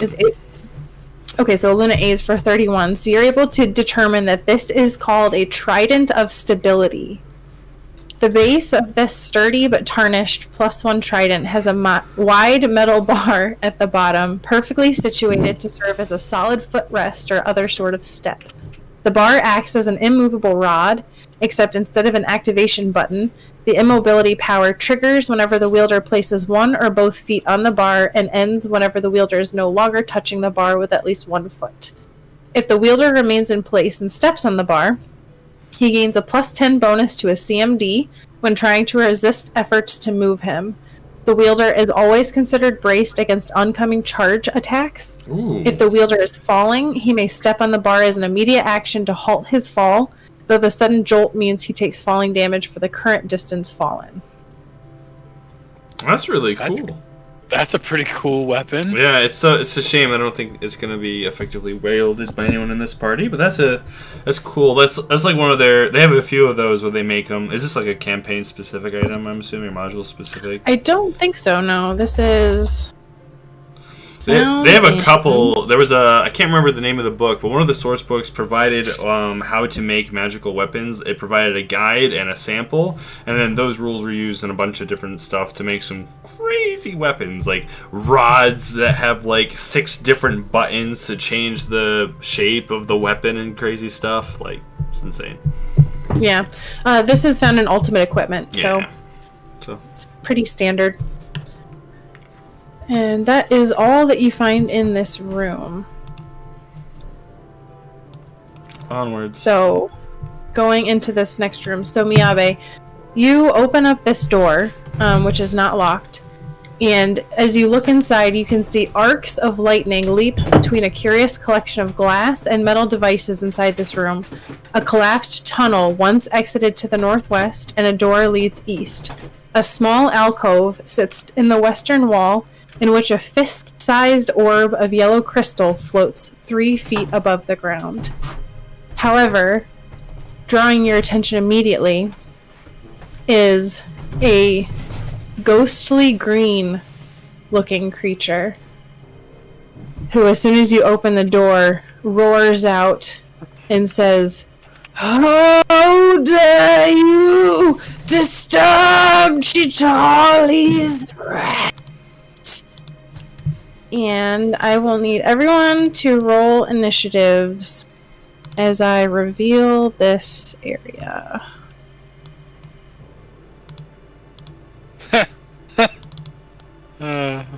That's better. Miyabe was due a good initiative roll. So this is who you see. No, Oh! No, don't look! Everyone look away! don't look abort! I saw too much. It was like the Elder Scrolls. No! Don't go back and watch that! Don't go back and watch that! It's so funny. I was trying to cover my eyes, and then I was like, wait a minute, the stream can still see it. I had to click away. I did the same thing. I was like, wait, she can't put it down, so I gotta click. Spoilers, Sarah. I got a timestamp for us right here when we No! want to I've made a mistake. That's my map that's layered on top of your map that has all of the stuff on. When Sarah reveals too much. Man. I'm trying to unburn the image from my mind, but it's stuck. Yeah, it's there. It's there. I saw it for half a second. Now it's there. I know exactly what this whole place looks like. Okay, alright, what am I doing? Who am I? Is this a Jin? It looks like a Jin. Okay, I need to roll some initiatives. Okay. There's a guy. I mean, It's not one initiative. The map enemy. The whole map is the enemy. Okay, so we've got 20 for Miyabe. It's like the Legend of Zelda, that one enemy where it's the face is the floor. You have to throw 3 bombs at it. for You know what Abner. I'm talking about. I was gonna go with my 14. 14 for Aluna, and Kermit has a 15. I love that the collapsed hallway is still in the fog of war, even though we totally know where it goes. You have no idea. Oh, Somebody yeah. is What? here. What are you Well, talking you about? know, there's some stuff here. I don't know what you're talking about. There's like a middle path that runs right between the two of them. Okay, fine. You know what? Since you guys are being stinkers about I'm it, not criticizing. there's the collapsed tunnel. Reveals Can I the dig whole map. through it? Accidentally Reveals reveals. Okay. Oh man, that was. So, Miyabe, as you look into this room, you can also see that there are like sparks of electricity that like touch down every so often, especially between these areas here. Mm-hmm. Those seem to be where the electricity is radiating from. And it is your turn, Miyabe. Miyabe will yell out behind him. He says, "It would seem there is another bad spirit in here." And he would rush forward behind the creature, Okay. Ooh, instead of a And- charge, he goes behind. try to attack it with his +1 ghost touch. Because you did this with the ghouls, do you want to roll knowledge religion? 16. Alright, so I will say with that, you don't get any special information, but you are able to identify this as a wraith. Oh, it's bad. The spirits tell me it is a wraith. I do not know much more than that. Okay, That's good flavor. I like that. He'll so, do his swing. okay. So a 22 will hit and do 8 points of damage That's interesting. right off the bat. 8 points of ghost touch damage. Alright, and that is Miyabe's turn. Next is Krimit's turn. Let me through. I don't see anything. Oh crap! I was looking through my character sheet here, and nope. I don't have another spiritual weapon. That's too bad. Can I do monster lore check as well with either engineering or knowledge local? Unfortunately, no. I'm just gonna shoot him. Okay. Okay. So you Misfire. That's what I do. misfire. Oh, yuck. Poor Krimit. He's having a rough time. Hit level 5. Woo! Okay. There it goes. Now it is his turn. And he screeches out as you go running past Miyabe, and he's going to turn, and he's going to, like, reach out for your throat, saying, "Get out! Get out!" And this will be a 16 against touch. Yes. Even Okay. with ward? Oh yeah. I think I'm a dex-based character. So 1 point of negative energy damage, and I need you to roll me a very important fortitude save. Okay. He feels. He Um, wants to. I don't think I have anything that adds to fortitude, so it's just Okay. You take 2 points of constitution drain. key. Yikes. Good thing he's the Constitution character, eh? Yeah. And then this thing will float backwards. And now it is Aluna's turn. Oh, that's another thing. Real quick. Let me... I'll take my knowledge. Oh, no. No, that doesn't matter. Okay. I'll take Knowledge religion. 23. Okay, I will give you 2 pieces of information. Or 1 piece of information. One piece. 1 piece. Is it not obvious it's incorporeal?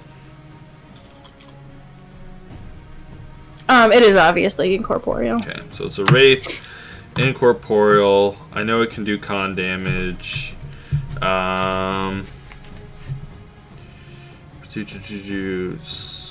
So incorporeal, it takes 50% damage from corporeal sources, but they will still damage it, right? Question mark. From corporeal sources, magic sources? Yeah, they have to be magic. With the summon nature's, I guess tell me this: if I do use summon nature's ally, will its attacks count as magic for the purposes of bypassing, or for being able to affect it?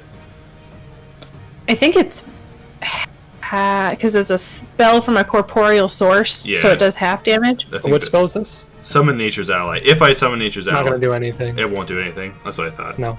Okay, that'll be my information. Okay, gotcha. Even if I summon an elemental, right, Jace, it won't do anything. Correct. If you were summoning with summon monster that had like a celestial template that could smite evil, then Oh, maybe. gotcha. Mm-hmm. Not So you even said my 100% gun sure is going to there, be but- useless in this fight too? Yes. Who would you say was going to be useless?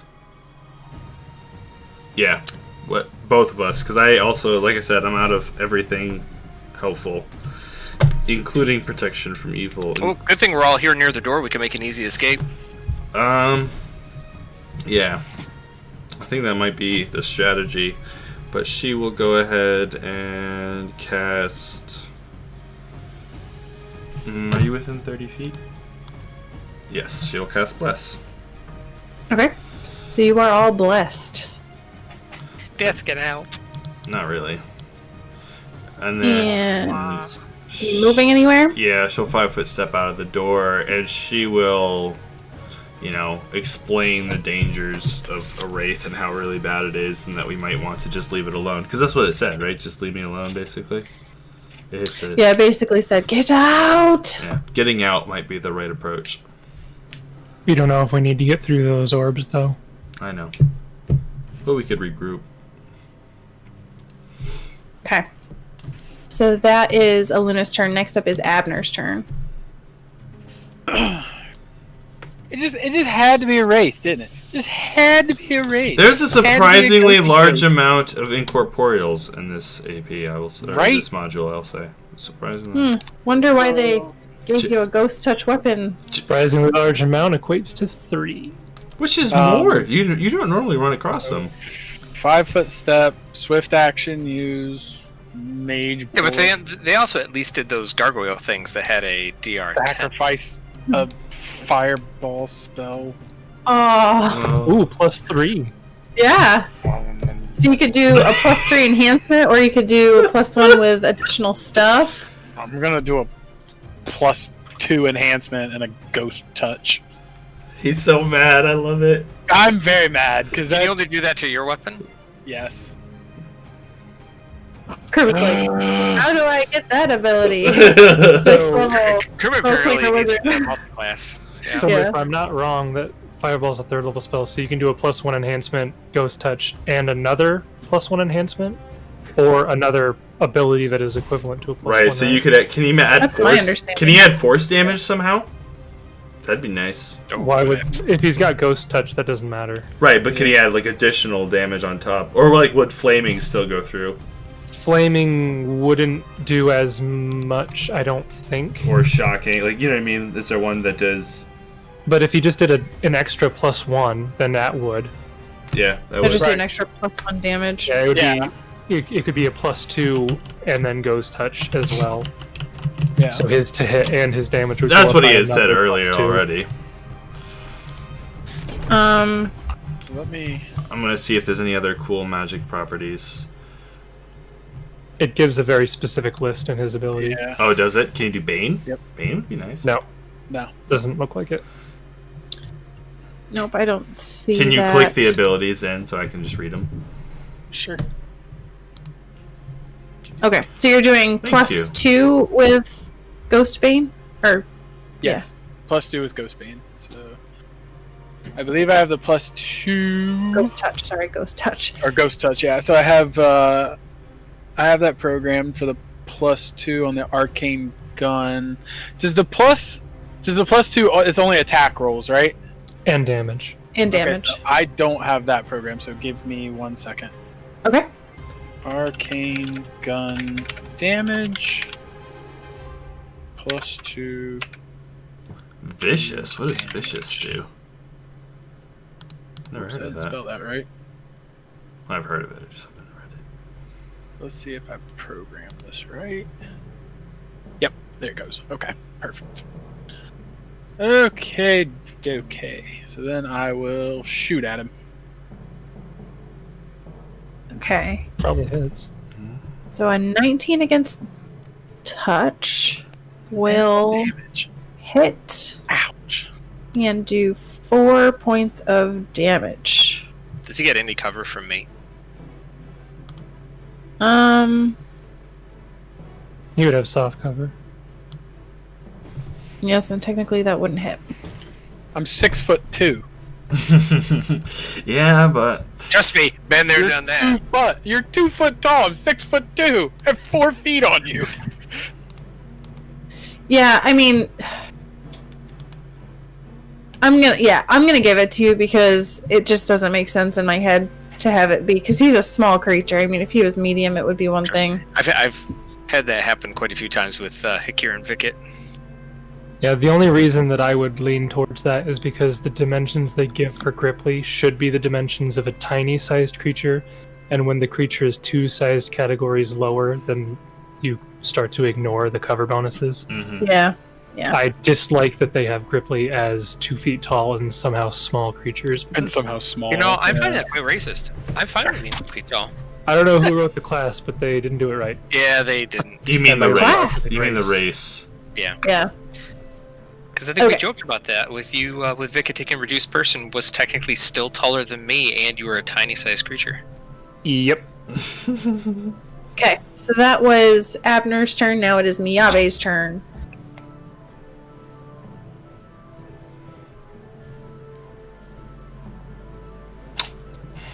Yeah, Okay. but it takes it now. Miyabe dies from constitution damage. Oh my. instantly. Oh my. No, he's Goodness. gonna. So, do I recall?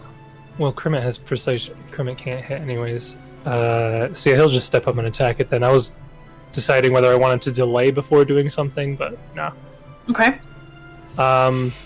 So he is going to step up and he's going to try to whack this thing. Whack Okay. it. He knows his weapon can hurt it. Okay. Goes for the head. Wow. Oh, Okay, wow. so a 29 is going to hit and do 16 points of bludgeoning damage. That is a lot of damage. And that all goes through. Except for Yeah. half of it. Wait, no, all ghost touch. So it all all goes. Yeah, ghost touch. Oh, ghost That's touch. insane. That has been. Everything I do goes. That's through. been clutch. It's like they knew I'm we were so gonna glad we face brought this. you. All Got the convenient. I right. loosened it up for you. All right. So next up is Krimet's turn.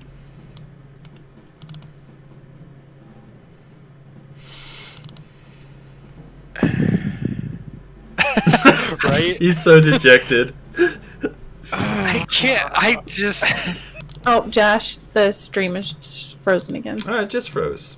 That's perfect. It means it hasn't frozen. I had a brain fart, so it was like Yeah. trying to wait for me to catch up.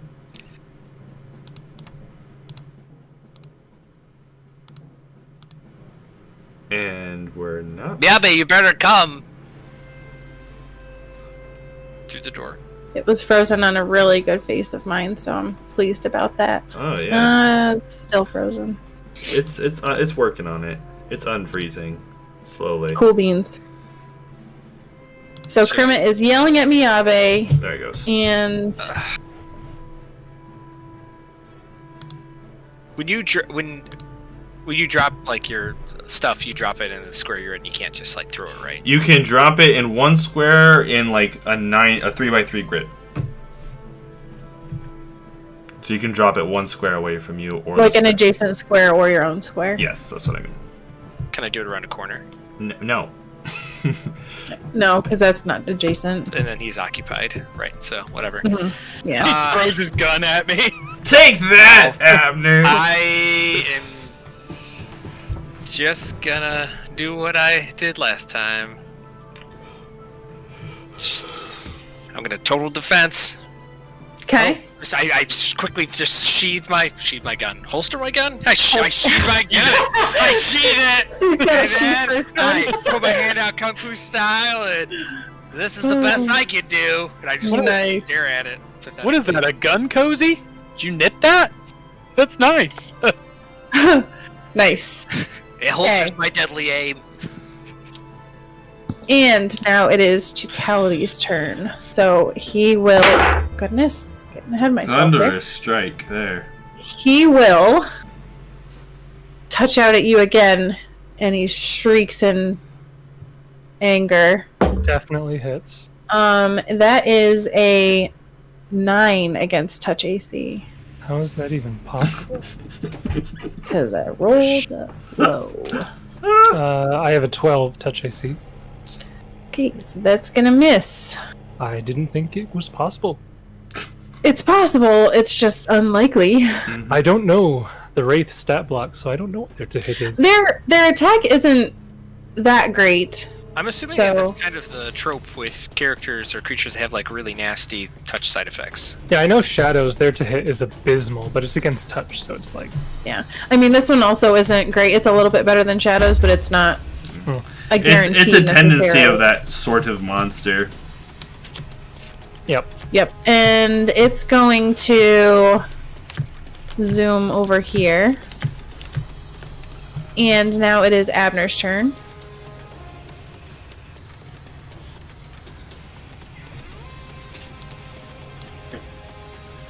Abner also dies of con Abner damage. also dies. Oh, I'm sorry. I skipped a Luna. Yeah. It's a Luna's turn. Thank you. She. Go Nasai. That's okay. She Give it will. to Stink Eye. Oh. No, she knows that doesn't work. She's tried it before. I've tried shooting it again. Fair point. She'll go ahead. Don't do that. You know we'll yell at you. and- Play your character the way we want you to play your character. The worst part is like I shot and misfired, so I didn't even shoot it. Yeah, right. I didn't even do anything. That's accurate. She'll go ahead just and right on provide ancestral counsel. I'm gonna grab a drink here while I just stand. To Miyabe, Okay. giving So him Luna moves into the room amidst the electricity that's arcing and bouncing around, and she will provide counsel to her buddy Miyabe. Yep. And so you can hear like an ethereal whisper and further spirits guiding you about where to attack and how to strike and defeat the wraith. Okay. Okay. So now it is Abner's turn. Move, action, reload. And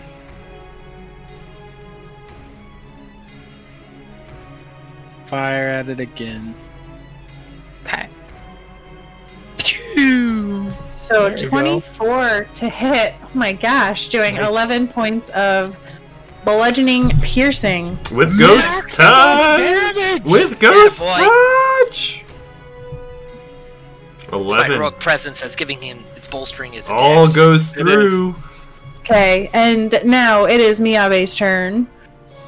Miyabe's going to step up again, With that and plus. he will say, "Be gone, evil spirit," as he will use the +2 on this attack. So that's programmed in. So he's plus 13 to hit.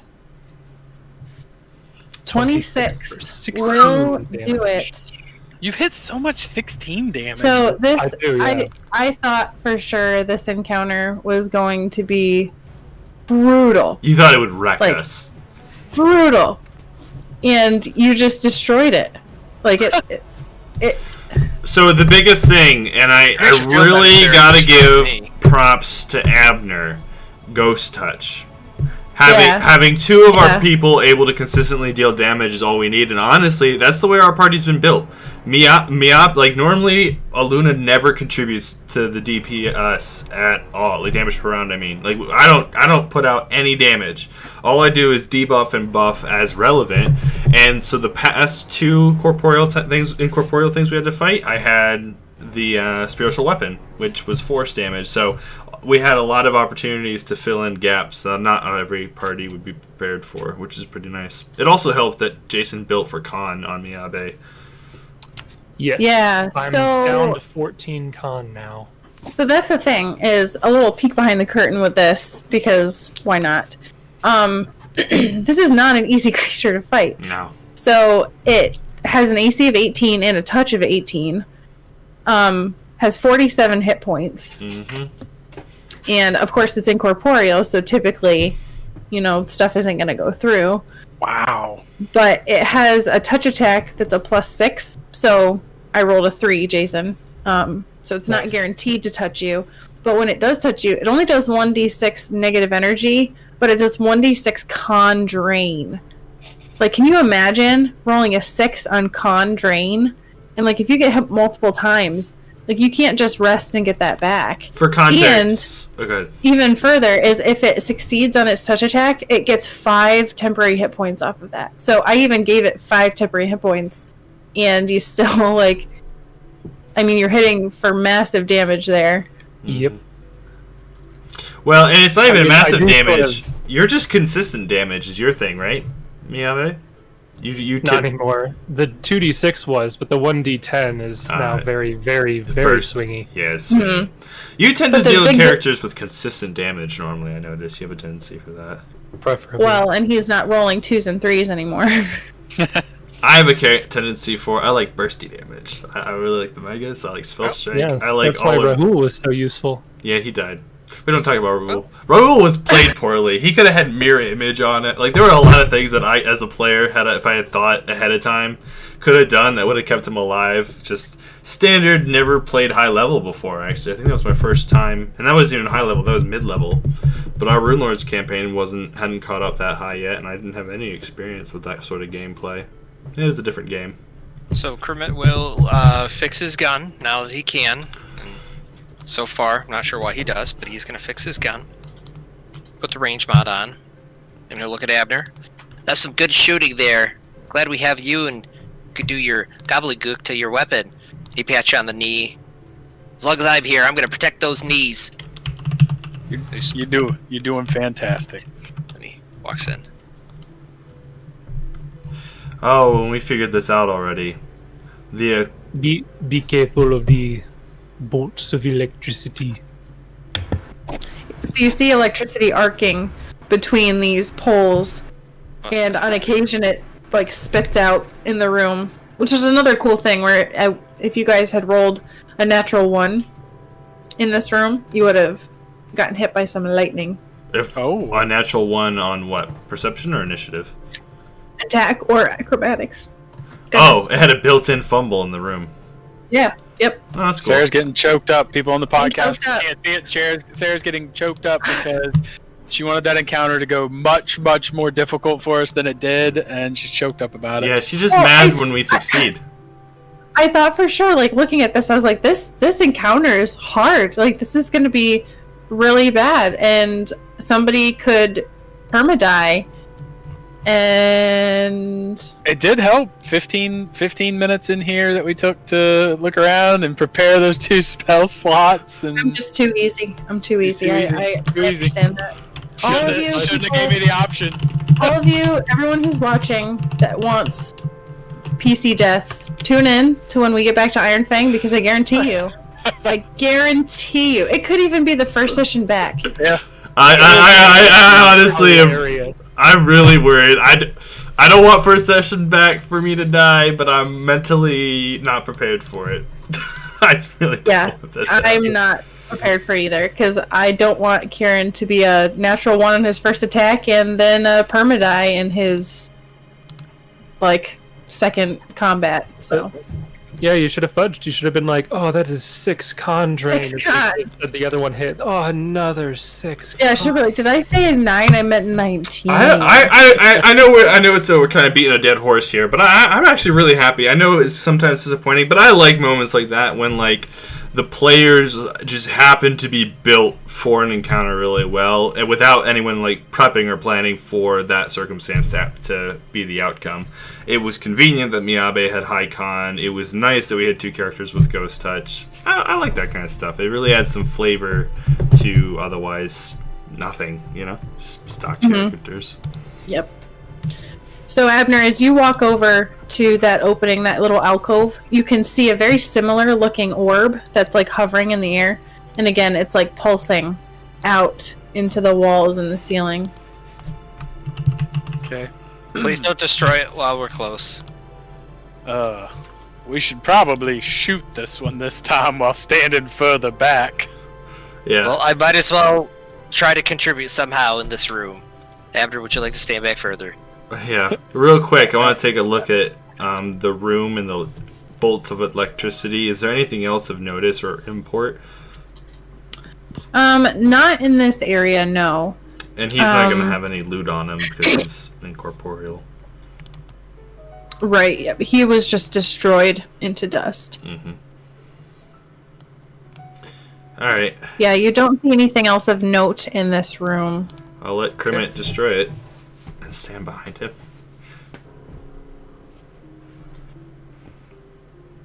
Okay. So, Krimet, you're going to shoot it?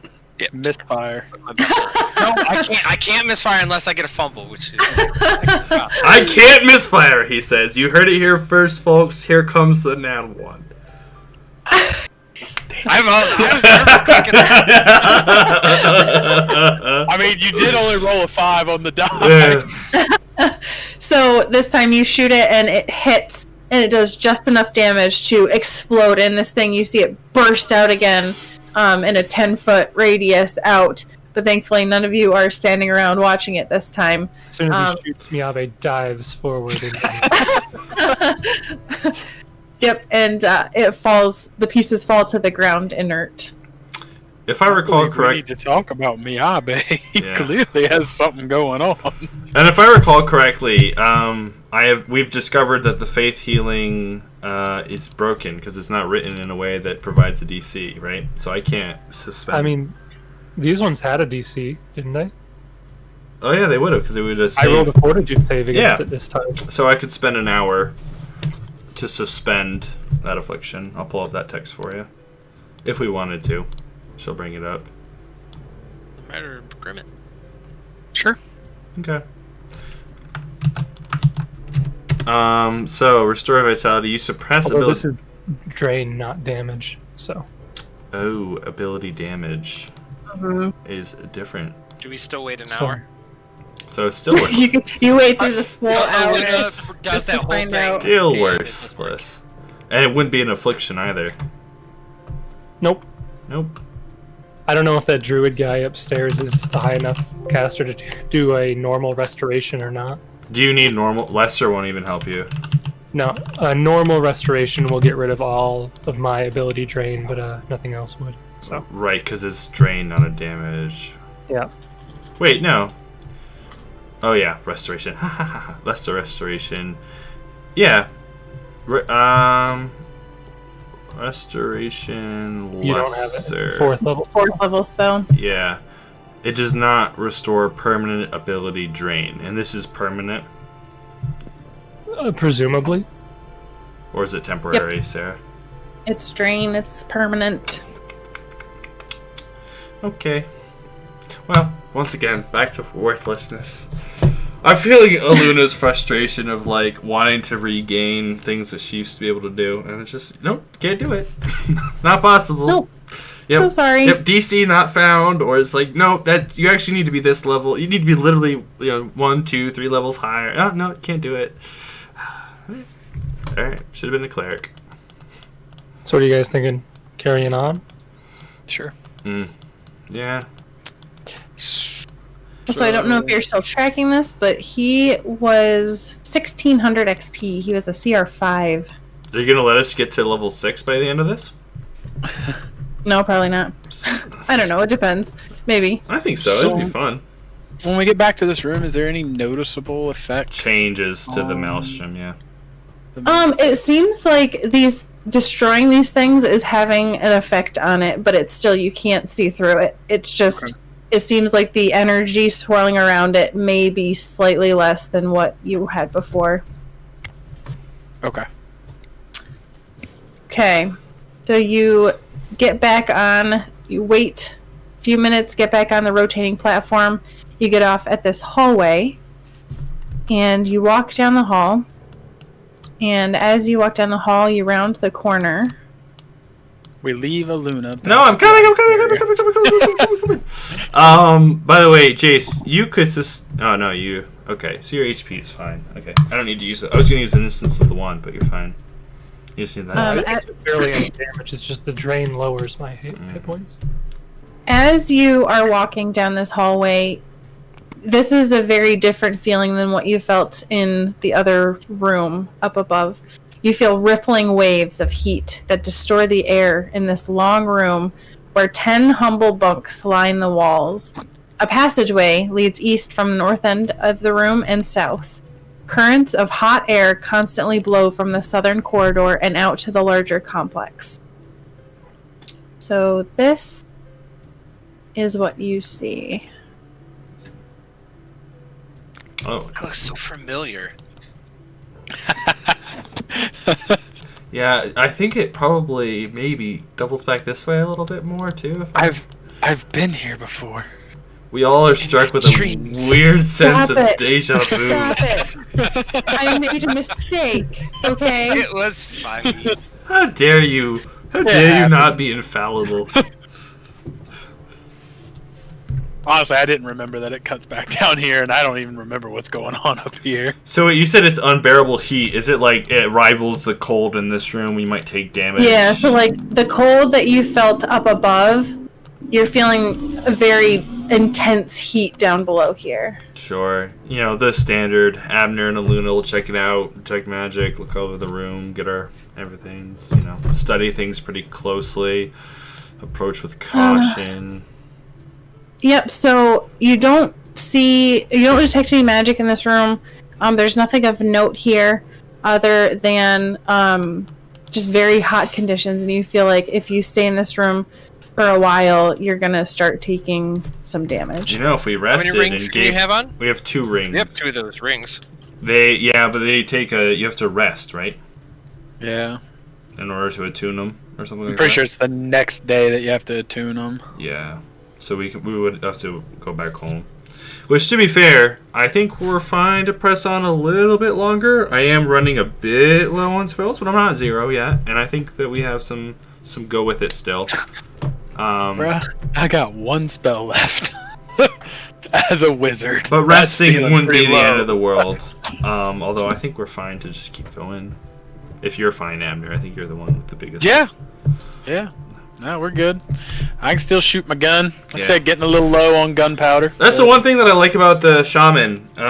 Even if I run out of spells, it's like I still have things to do, which is nice. Some other How classes. low are you on I gunpowder? don't always feel I that have way. 7 doses left. Oh dear God! Sweet. I can fill up my other powder horn. Very nice. Okay, so Miyabe, as you lead on, you get to a door. And he goes through it, apparently. He immediately runs through it. He listens at the door. He what? Listens at the door? Listens at the door. Okay, roll a perception check. With a 10, you don't hear anything on the other side. He will then open it normally. Okay. If he had heard something, he would have kicked it in. Okay. Naturally. No stealth. Okay.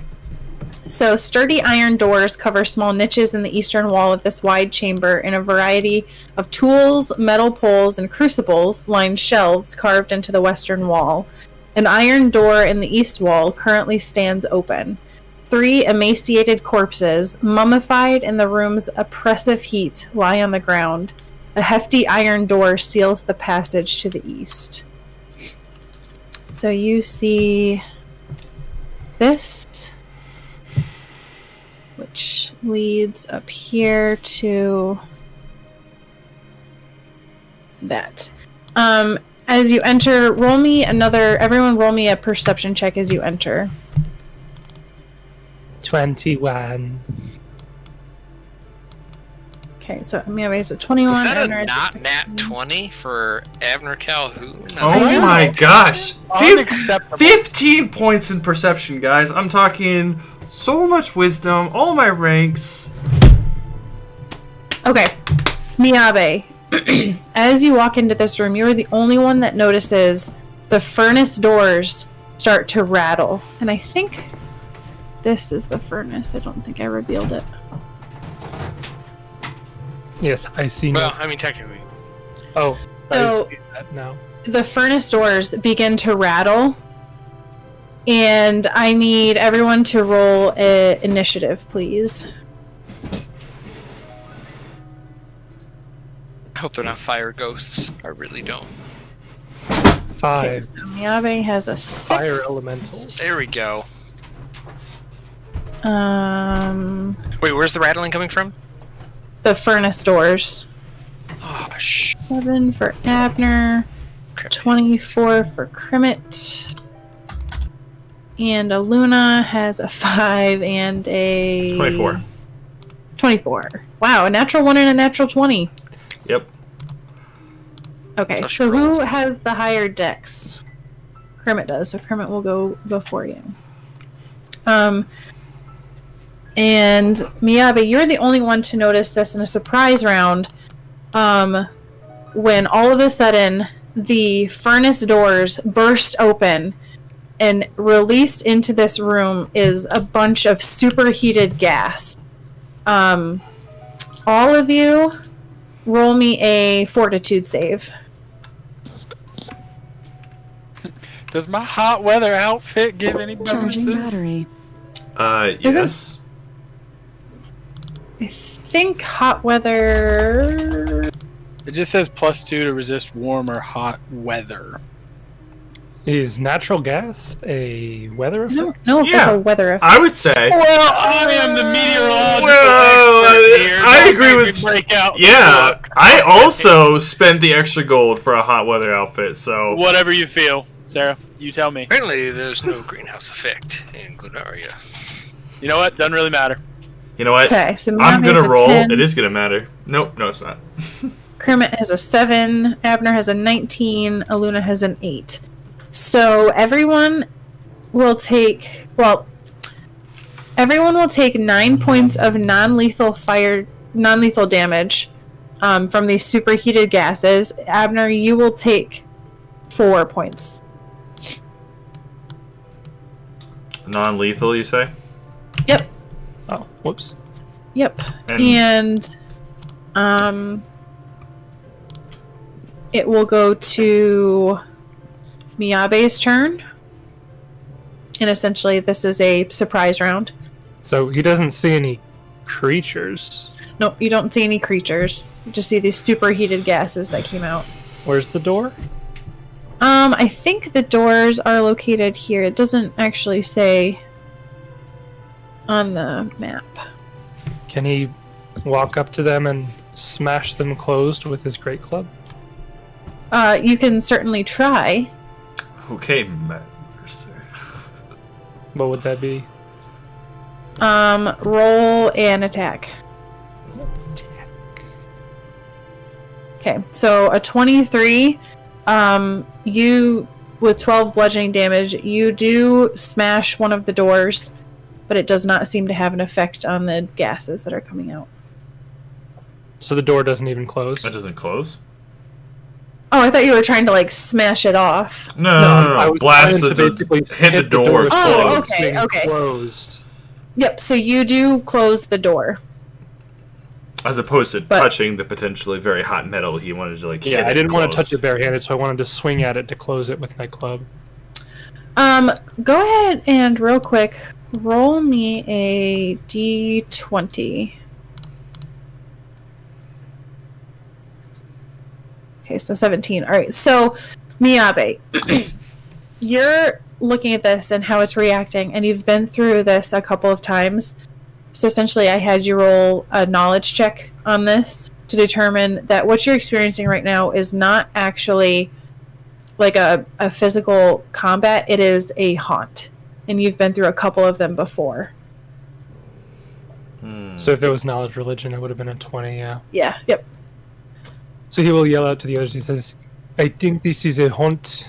I do not know if there is anything that we can do about it. We might just want to move on quickly.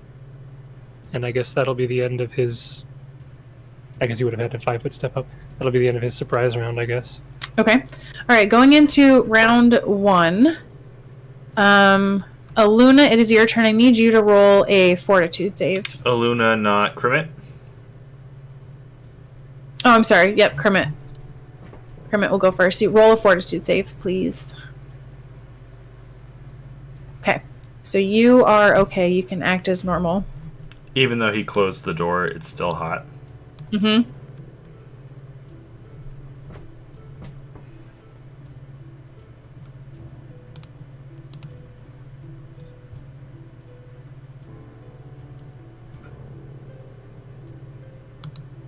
What you doing, Kermit?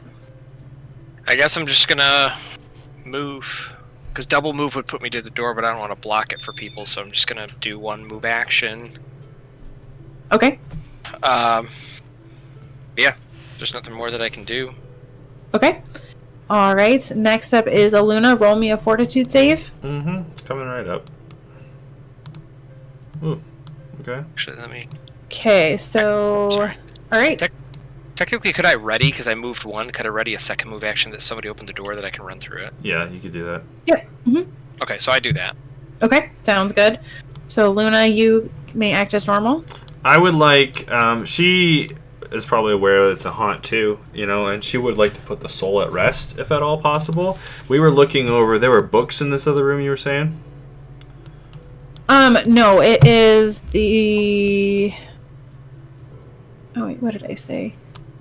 No. That room had rippling waves of heat destroyed the air, where 10 humble bunks line on the walls. Bunks. Bunks. Yeah, sorry, bunks, not books. I see. Bunks. And then, as I mentioned in this room, there were sturdy iron doors that cover small niches in the eastern wall. A variety of tools, metal poles, crucibles line the shelves carved into the western wall. An iron door in the east wall currently stands open. So that actually would be, this door is actually currently open. Oh, so he could just run out through it? Yeah. So, I'm sorry, Kermit, if you wanted to use your second move action to run through it, you'd be able to see that this goes into a bigger room with the door currently open. And then 3 emaciated corpses mummified in the room's oppressive heat lie on the ground. A hefty iron door seals a passage to the east. So I could run here? Yes. And Kermit, as you run in there, you would see charred stone walkways cross over a shallow pool of boiling water in the room center. A sturdy treasure chest is bolted to the floor in the northeast corner. A red fist-sized orb floats 3 feet above the room's center. The other thing that you see is a large creature. Oh no. That I will... There's an orb! Jason, Yeah, shoot it! Kill it! Oh, wait a minute. Run away! Hey, after shooting their orb, shoot the orb, then run away. Okay. Let him play his character, Jason. Oh my gosh. Let me reveal this area. Which shouldn't be a surprise. Well, you didn't see the creature, at least. Yeah, we didn't see the creature. We just saw the two globules. Okay. Don't touch the glowing Elder orb. Magna Elemental? I sure hope not. Ooh. Probably Why just the- a red dragon. Looks like, maybe? Looks looks like, like a it's made of golem. ice. Looks like a So freaking golem. ice golem. In the middle of the fire. I feel like All you right. should freaking penalties. Yep. So that is what you see. That's Yeah, obviously so I a guess golem. Kermit, when he runs in, he'd be like, I see an orb floating. And, Ice Man? Is that right? Does Okay. it look like ice? Or is it diamond? Or does that picture look like ice and the actual that's creature true. does not? I don't know. Kermit, as you enter this room, you feel blistering air. Just breathing in this air causes you great pain in your lungs. It is oppressively hot in this room. Toasty in here. Okay. So that is Kermit's turn. Now it is Aluna's turn. I don't have Well, anything else. the basics of what I was getting at is I was wondering if there was anything while we were looking over this room that she might have seen or whatever that could help indicate how to help the haunt, but it might also just be a knowledge religion, a perception, or it might Roll not. a knowledge religion. Okay. She might also just not have access to the information, you know? A 16. Okay, so with a 16, I will say that because you have dealt with some other haunts that have involved people, typically haunts manifest because people die very horrifically and their spirits, kind of seep into an area and cause an effect. So looking at the mummified bodies, it almost feels like they were trapped in here or locked in here, or you're not entirely sure, but you think that you need to do something to put them to rest. If she could And unchar the corpses somehow. And they're like Or just take them out of the room. that's what I mean. Are they in the room? yeah, they're in the room. Yeah, she'll start moving to pull one out. Okay, as you get closer, roll a heal check. Absolutely. 31. Okay. So a 31, you can tell that these people died painfully, choking on toxic fumes from this room, and their agonizing death is what formed this haunt. You feel like, and maybe this is giving too much, but you feel like because of the way they died, that if you can do something to help put them to rest that involves water, it would help to put this haunt to rest as well. Like if she performed a ritual and cast... Oh, shoot. I have Purify, not Create Water. This is the one day I did not prepare Create Water, I swear. The one day I didn't. I have Lights, Detect, Guidance, and Purify Food and Drink. But she'd have a water canteen. But yeah, so she'll basically go over one of the bodies, and so move action, as part of the move action, pull out a canteen if possible, and then I don't know, what kind of ritual do you perform to put somebody at rest? She doesn't know a whole lot about this kind of thing, so she'll kind of like anoint their head, sort of, with the water as she then tries to pull them out. And she'll explain that the haunts died a bad death, and she doesn't know exactly how to help them, but we should lay them to rest as best we can. Okay. So you're dragging them outside this way? Mm-hmm. Okay. Of course, Kermit did shout out that he saw an ice golem. I kind of said it with a questioning voice. Right. Okay. So I don't know where my pawn ends up. I pick up one of those fictional things, and I drag the fictional corpse back. You know what I mean? Okay. So your whole turn is just moving. Yeah. Okay. Alrighty. So next up, it is the Haunt's turn. So Abner and Miyabe are going to take 3 points of non-lethal damage from being in this oppressively hot room.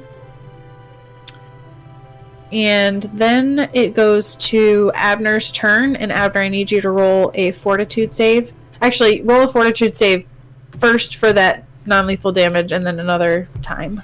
So roll 2 of them.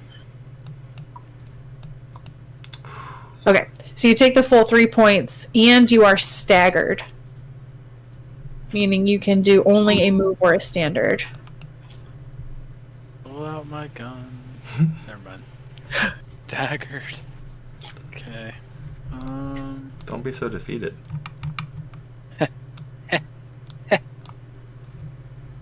I'll move here. Okay, so you move up. Yep. And now it is Miyabe's turn. Miyabe, roll me a fortitude save. Okay, so you actually only would take 1 point of non-lethal damage, but you are also staggered. Okay. And I guess I should have put on... Can I still attempt to drag one of the bodies out with me? Sure. Because I only have 1 move action, but my move action is still 50 feet, so Yeah. Yeah, yep, I would say that you could do that. half my movement is still more than most people's normal movement, so Okay. I'll try to drag another body out with him and set it next to the other one in this hallway, I assume. Okay. Sounds good. Now it is this guy's turn. So, seeing Krimmit there, he is going to move up here.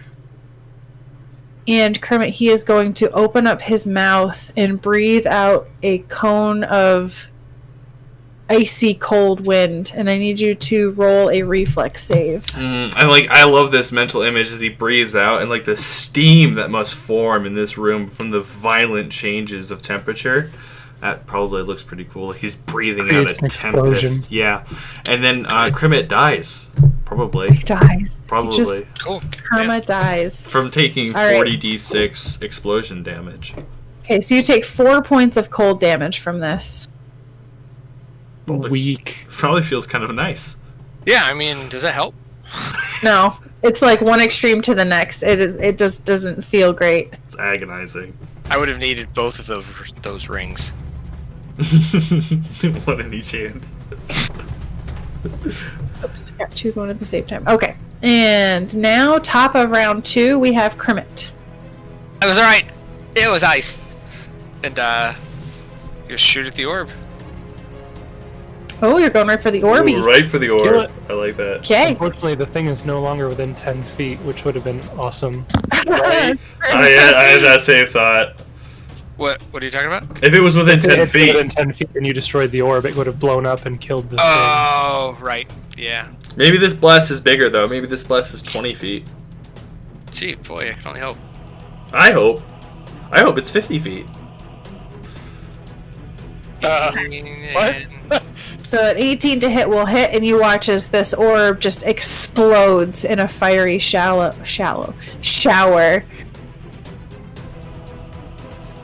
15-foot radius. No. And then,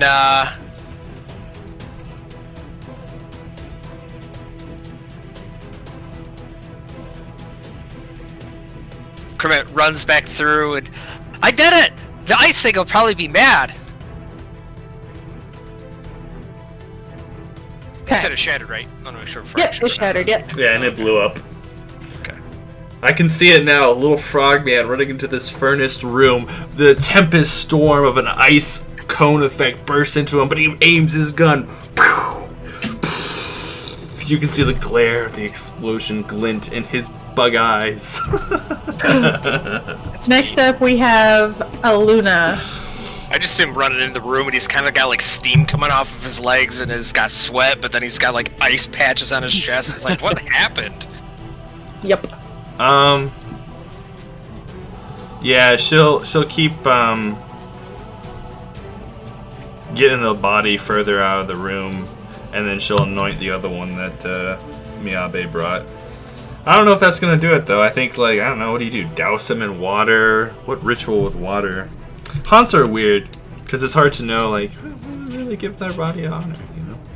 Kermit, I'm also going to say, roll a fortitude save real quick as you went back into that room. You ended your turn in that room. Okay, so you're going to take 2 points of non-lethal damage. What's the total non-lethal you have to make it a problem? You have It to- equals your current hit points, you go unconscious.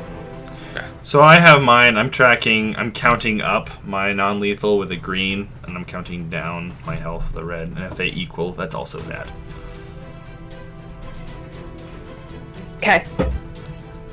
And so, Aluna, you ran back in to grab. She just took the one Miyabe had Oh, I see. Okay. and just pulled the two of them out, set them up here, and anointed the other one. Okay. It doesn't seem to have much of effect. Yeah, I didn't think so. It's gonna require a lot more water. Well, that's what I thought. Is like throw them in the water. Is my only other thing that I could think of right now. We'll hog tie the ice guy and then melt him. Mm-hmm. Okay. So is that your turn, or was there anything else you wanted to do with your turn? No. That's all. Okay. Next up is Abner. I want to run away. Do I need to roll a fortitude save or? Yes, please.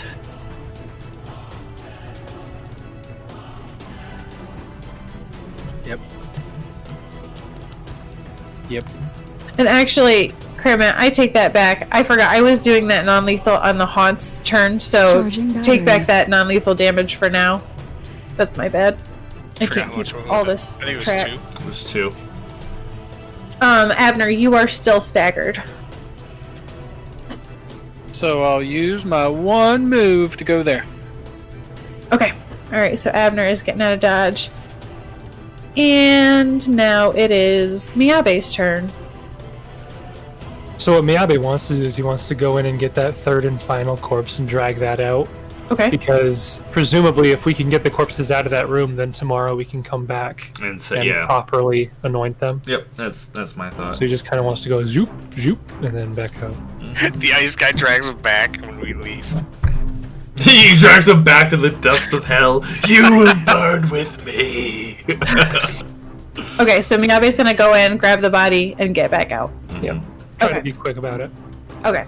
And I'm an idiot because I totally skipped over the Haunt's round and initiative. So Abner and Kermit roll fortitude saves. I'll Kermit get this already right, one of did, these. so it just takes Okay. his 2 damage. So, okay, so you take 2 damage, and then Abner roll another fortitude save for this effect.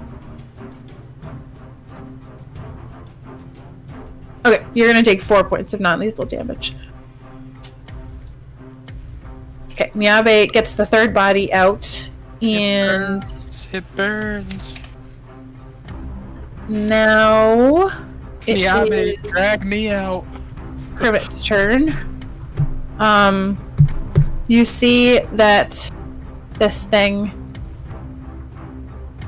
actually has moved to the doorway and is standing in the doorway. Like, do I see that it? yeah, you have That's one. where its turn ended, or is it like not going past the door? I don't know. It doesn't appear to be moving past the door. Oh, maybe it's bound. Is it tethered like a Dark Souls Maybe it boss? doesn't want to come in here. Roll me a fortitude save while you're in this room.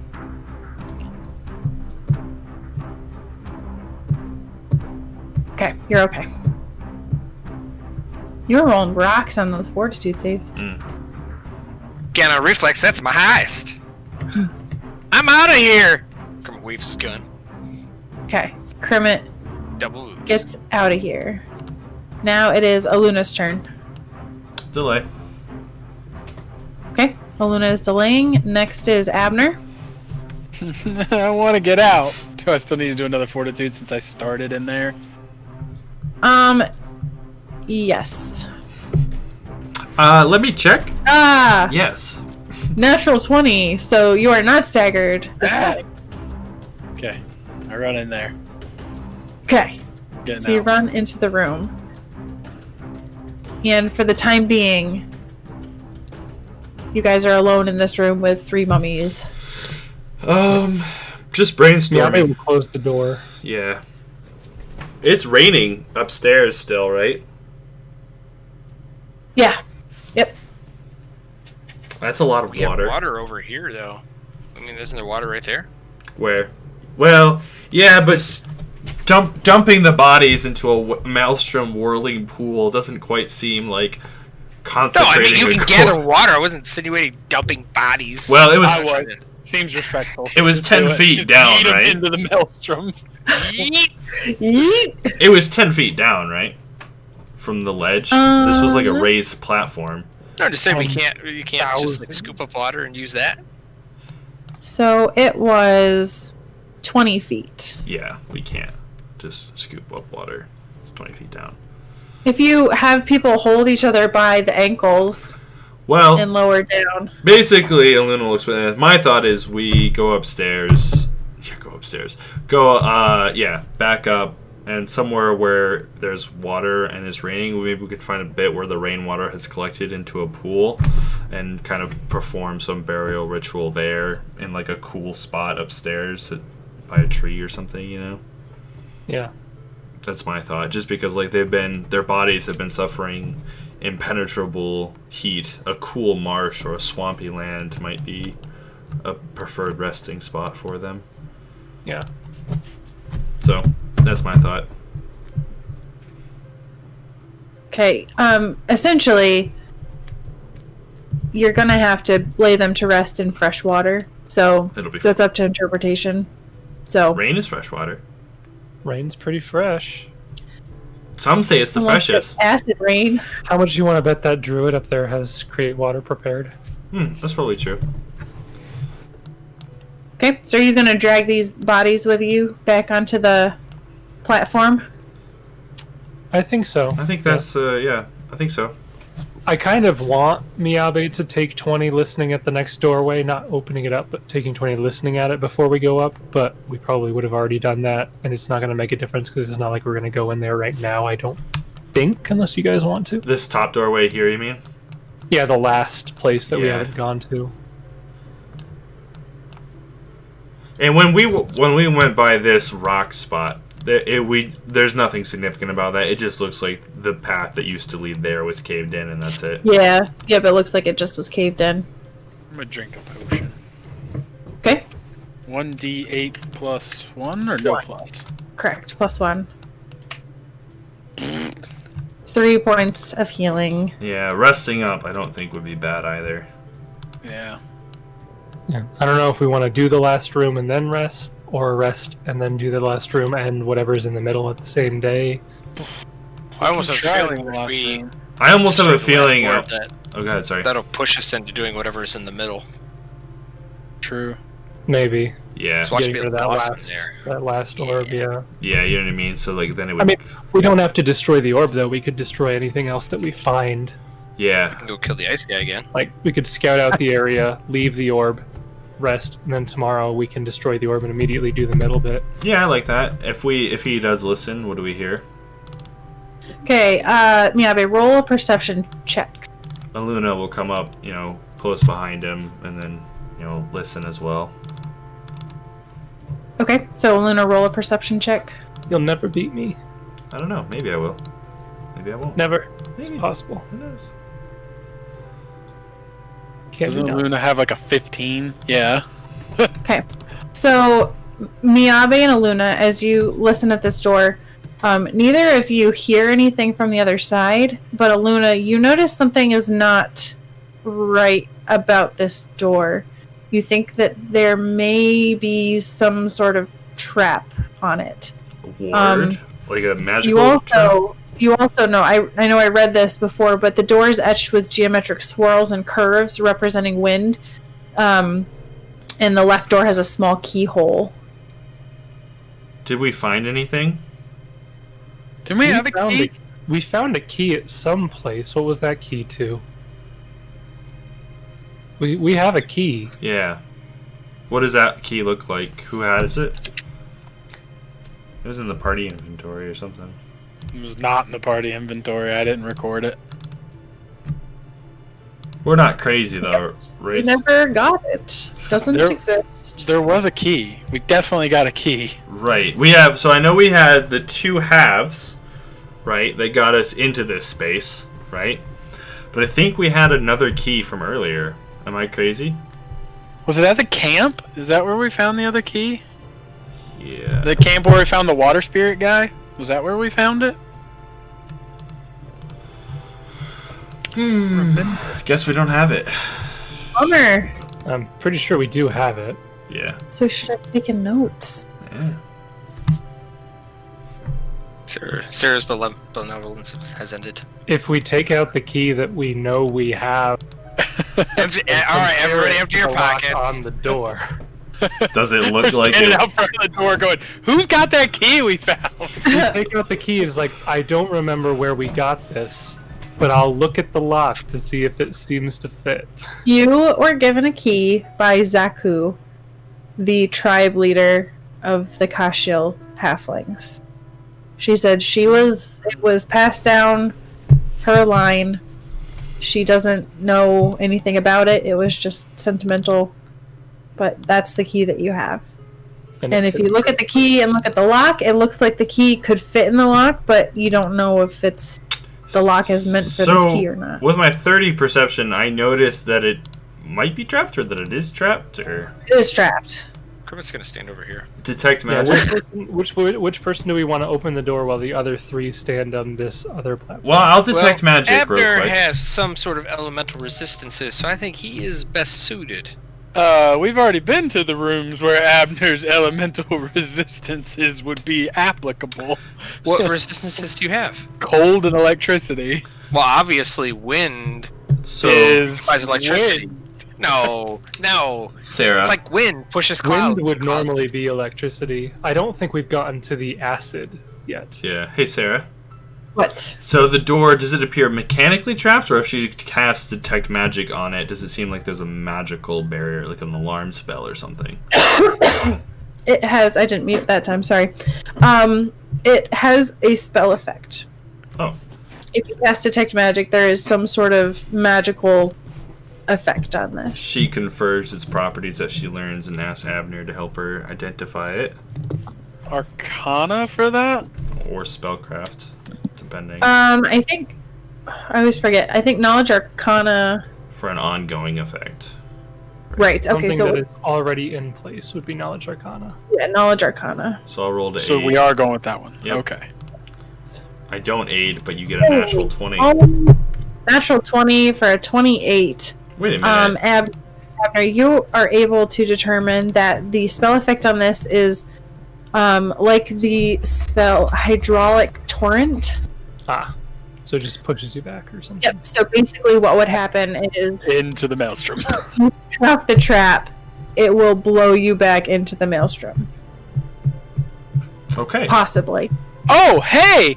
Isn't there a nifty trident that we found that maybe somebody could hold while opening the door and then they wouldn't be blown back? I also have a good swim. Just saying, I'm going over here. Yeah. She'll, Just does that and then minutes goes over For there the like, platform to come all the way back around, and then wash my hands of it and walk away. yeah. Aluna will explain the properties of the magical trident that she found and tell him where to put his feet to brace, and wish him luck. Cast ward on him. Cast a quick ward and join the rest. shoot. So you all just wait one by one for this platform to take 4 minutes to go around, and then you get on it, and then you wait 4 minutes for it to go around. They all do the salute. The way I see it, we're kind of like, I want us to be on it, so like, oh, good luck, Miyabe, and then slowly. It lines up You right just here. stayed on the platform, and the guy here, and that's when he like did it, and it blew you off. No, you guys are standing on this platform waiting, and all of a sudden you see Miyabe shoot out in this direction. No, Miyabe, no! I didn't hold it correctly. So what he did was he planted the trident, but he didn't put his foot on it, and so the trident's still there, but Miyabe gets yeeted back. Oh man. So yeah, he'll brace himself and try the key. Okay. So you brace yourself, you put the key into the lock, you turn it, and the door opens.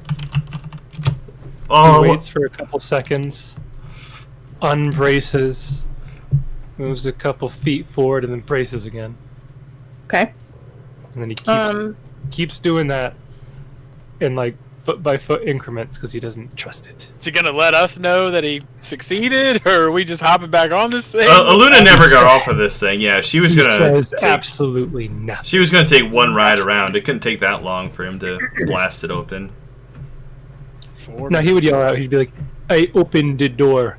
I'm gonna go in a little bit at a time." Okay. So as you step into this area, you see dull, waxy hives line the walls of this chamber, spilling honey into filthy, insect-laden pools on the floor. Cobwebs fill the space between hives, and a stairway to the west leads up toward the howl of intense winds somewhere beyond.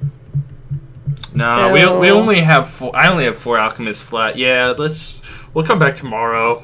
Come back tomorrow. Yeah, he just starts swimming.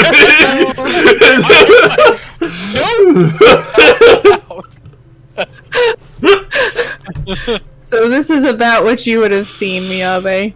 Nope. Yeah. Didn't even look. No, I Oh, don't. you didn't even look. He saw insect stuff, and he's like, "Oh, I know better than to do that." Cowards! He gets back and he's like, "I suspect that there will be a lot more insects as before, and I don't think I can do anything about that. So, do any of you have a means to handle that right now?" Well, Aluna will pull out. She's got in her bag 4 alchemist fire left. I've still got 6, but that is it's not a whole lot. That's not a whole lot. 1. I have a fireball. Oh, that's Tomorrow you do. No, I have one today. He had 2 level 3 slots. Okay. What we do, we ride around again. As soon as it stops, he just casts it blindly into the room. Throws up anything that could be in there, and we listen to see if we hear anything. But we said that we know that before that you have to have line of sight. Fireball. Yeah, the door's open. He can cast it in there. Well, assuming we can see something. there. If they are all hiding around this corner, he doesn't need have to. line of sight and it doesn't do He damage. doesn't need to see them. He needs to see the point that he's firing at. Yeah. Right, like I could He fire. can fire at this back wall, and it'll detonate 20 feet in every direction. It'll get everything, including this hallway, up to the point where it curves. Yeah, it stopped like right here. This is like a really violent, like SWAT negotiation. Not just a But if we came flashbang. in, We'll just like, incinerate everything that's in the room. If we came in like right here, then I could throw it down the hallway. Just saying. So what we could do, if you want, But I literally have one spell, and Yeah. it's just that fireball. Oh, and I have long shot, but that's Okay. not really gonna help. if we want to have some fun about it, right? Have Miyabe and Abner get off here. Wait long enough for the thing to start coming around. Miyabe runs up into the room, sees what's there. As soon as he sees something, immediately runs back out, which triggers Abner's ready action to cast Fireball in there, as they both then immediately jump onto the platform and move away. I know you don't. I have to interrupt. I'll try though. it. We have a very try it. funny comment though. It says, darn, the GM says there's a keyhole. Players, we definitely have a key. After some back Definitely have a key. After some back and forth, he goes, but the flying Miyabe would have been way more fun. Yeah, I kind of wanted that to be the case. I was hoping that Aluna wouldn't roll high enough to notice it, and that you guys would just try to get You through the tried door. to but- weasel me out of it too, though. I kept got a asking. I was +9 like, "What swim. kind of trap?" Like, I know it's a trap. I guess to take my. I had to fight for it, Sarah. I saw the I've got a fight. +9 swim. I'd be fine. So we're gonna try this. It's I kind of want to try it. It's I legit. mean, even yeah. if we don't kill it, like, we can Yeah. just leave. Yeah, exactly. And I'll have Run away. Alchemist I mean, Fire. I only have 20 movement speed, but yeah, we can run away. Yeah, It's fine. we'll wait for the timing so that this bridge is gonna be there. We don't have to be stuck on the platform waiting for it. Come on! No, we'll have it all set and ready to go. It's gonna be perfect, Sarah. Perfect plan. Gonna go horribly. Okay, alright, so remind me again what is happening. So we go to right here, like the edge. Okay, Miyabe goes into the room, okay, looks down the corridor, looks to see if there's any swarms, any insects, anything in the way. Goes a little bit further until he sees or hears something. Once something starts coming after him, he's going to run away, and Abner's going to be out here readying his action for the fireball. So as soon as Miyabe gets out of the way, he's going to cast that fireball, which will detonate the entire room and the hallway, killing anything that was following Miyabe. Then we all immediately jump onto that platform and leave. okay. Unless Miyabe sees that it's definitely dead. I like to call this maneuver the birded turd. Right.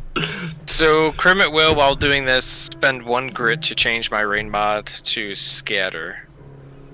And I will load a pellet. I You will don't also. have faith in the fireball? I'll have Alchemist just saying, Fire in my just in hand. case. Yeah, just in case. Just in case. Okay. Have faith in the fireball. So We you all all worship get off the way of the fireball. There. Miyabe, you walk in, roll a perception check. Not bad, not bad. So perception 20. Let me just reveal a little bit more. I can see the frustration in her eyes. She's like, they got a 20. So, I'll just reveal this. You see, at the end of this, like, room, there are stairs that lead up. And Okay. as you're walking in, you hear something, and it's coming from above you. Ah, of course it is. So he looks up. Okay? You look up, and all of a sudden, dropping from the ceiling are 3... Oops. Giant spiders, and one drops right on top of you. Do it now. Can't occupy my space. Get out of here.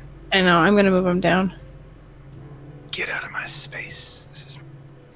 This is my space. And I need everyone to roll initiative. This is a horrible idea. Fun fact, I get a bonus to saves against spells that you cast at me. Oh, that's true. This is true. It's 5d6 though. Like 21. Where is it? You don't have selective metametric yet, Justin? no, not one that I took. Okay, so I we've have a got... spell slinger. What did I do? Green, blue, red again? You have green, purple, blue. Oh, green, purple. Like a dummy. Okay, so we're gonna have Rude. Molly, Fred, And Jen. Charlotte. and Charlotte! Eric. Come on. I can't have a spider named Charlotte. Who does that? I don't know. Maybe a story with a pig? Yeah. What? What? Charlotte's Web? Was Charlotte. the pig named Charlotte, or was Oh, Pigs? it was the spider. No, the Pigs spider. don't hang out with trick was named Wilbur. spiders. That's Okay. absurd. You guys are... I don't know what stories you're reading, but that's whack. Just wholesome ones, no big deal. Ones that have been around for a really Yeah. long time. Wholesome, where, spoiler, the spider dies in the end. Well, spoiler in this story, these spiders are gonna die too. Okay, alright. I like that confidence. Can someone read off initiatives for me, please? Luna has a... 21. What does Luna want? 21. Okay. Abner has a 14. Kermit with a Okay. 12, and Miyabe also 14. That's Abner and fun. I are tied. Abner has... Oh, is it a roll-off? Oof. You have a higher one, don't you? Nope. Nope. I've got a 2 and you've got a 2 by the looks of it. Yep. I rolled a 16 on my reroll. With your modifier? I didn't do mine. Oh, and then Oh. Abner coming in with a 17. Alright, so Abner will go before Miyabe. Just delay. Miyabe, since you were the only one in the room, you are the only one that can act in the surprise round, and you will go first. Okay. So, he will immediately turn, as we planned, head out over here, look to his left or his right. Yeah, it would be to his right. left. He'd be like, "Okay, it is time."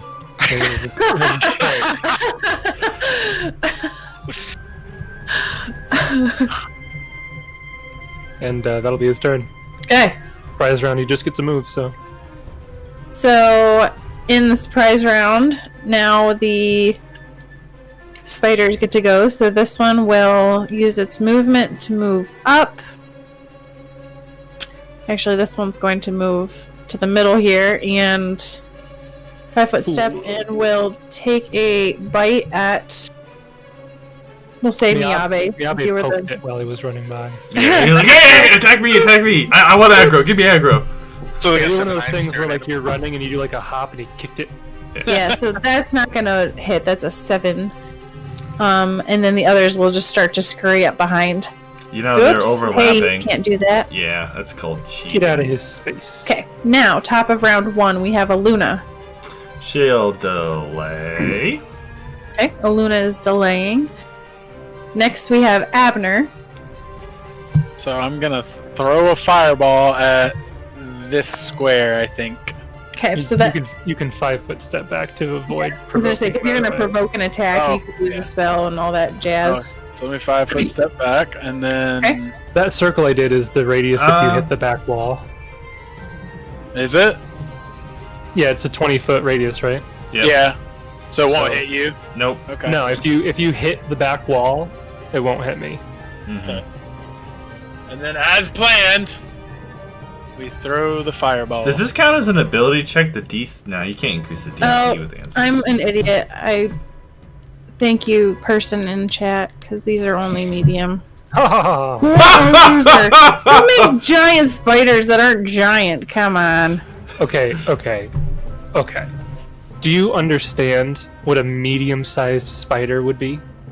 That would be a especially if it giant looked like spider. that. That'd be a giant spider. I would not live on any planet that such a large spider existed. Really? It's Even the if big... we were in a fantasy setting, I would be like, I'm inventing space travel. I'm out of here. Wait a minute. Thing, right? Somebody comes to me and says, "Hey, you can live in a fantasy world. You can have superpowers, but there's giant spiders." Like, Really? It's the giant ones that get you. Because for me, it's the creepy crawlies. It's the tiny spider that you don't know that's there or on you. not mutually exclusive. That one would have used its move action to move up adjacent, but it can't do anything more. Okay. So Abner, you are positioning the fireball. Kill him. Kill him! Slash roll 5d6. 30 Plus- damage. Show me the power of a true wizard, Abner. Okay, so they each get a reflex save. 2 max, Average. 2 minimum, pretty Okay. average. But you did average. You did straight average. Okay, so reflex 4. Fred. Fail, Fred. 9. So that's a fail. Fail. Oh, yeah. So Fred is dead. Hey. Hey. So Fred dies. Die, Fred, Next, die. we have... Who's purple? Eric. Eric is... fail. Die, Eric is Eric. dead. I wonder what their save bonuses are. Like Plus 4. Yep. Oh, I'm good. Ooh. And then Molly. Come on, don't disappoint me, Molly. Fail, Molly, fail. Natural 18. Molly's okay. I mean, she's not okay. but That's she's not dead. Yeah. Okay. I'll act. So Molly takes 8 points of damage. And now I'll it is act. Miyabe's turn. Oh, that works too. But, Oh, did you want to go? yeah. I'm just gonna go Okay, in and sorry. throw one of the alchemist fires. Okay, so Luna will hop in after Abner. Hit it. Yep. And it's gonna be just my ranged, basically, right? Correct. And are you throwing it at the creature? Yeah. Okay. And I'm far enough away that it shouldn't matter. 19. Okay, so that will hit.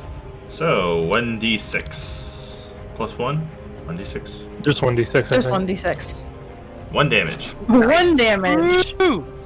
Oh, Molly did But not it like does that. catch fire. It does catch fire, so that's nice. On its turn, it will take damage. Yep. Okay. I think. So now it's Miyabe's turn.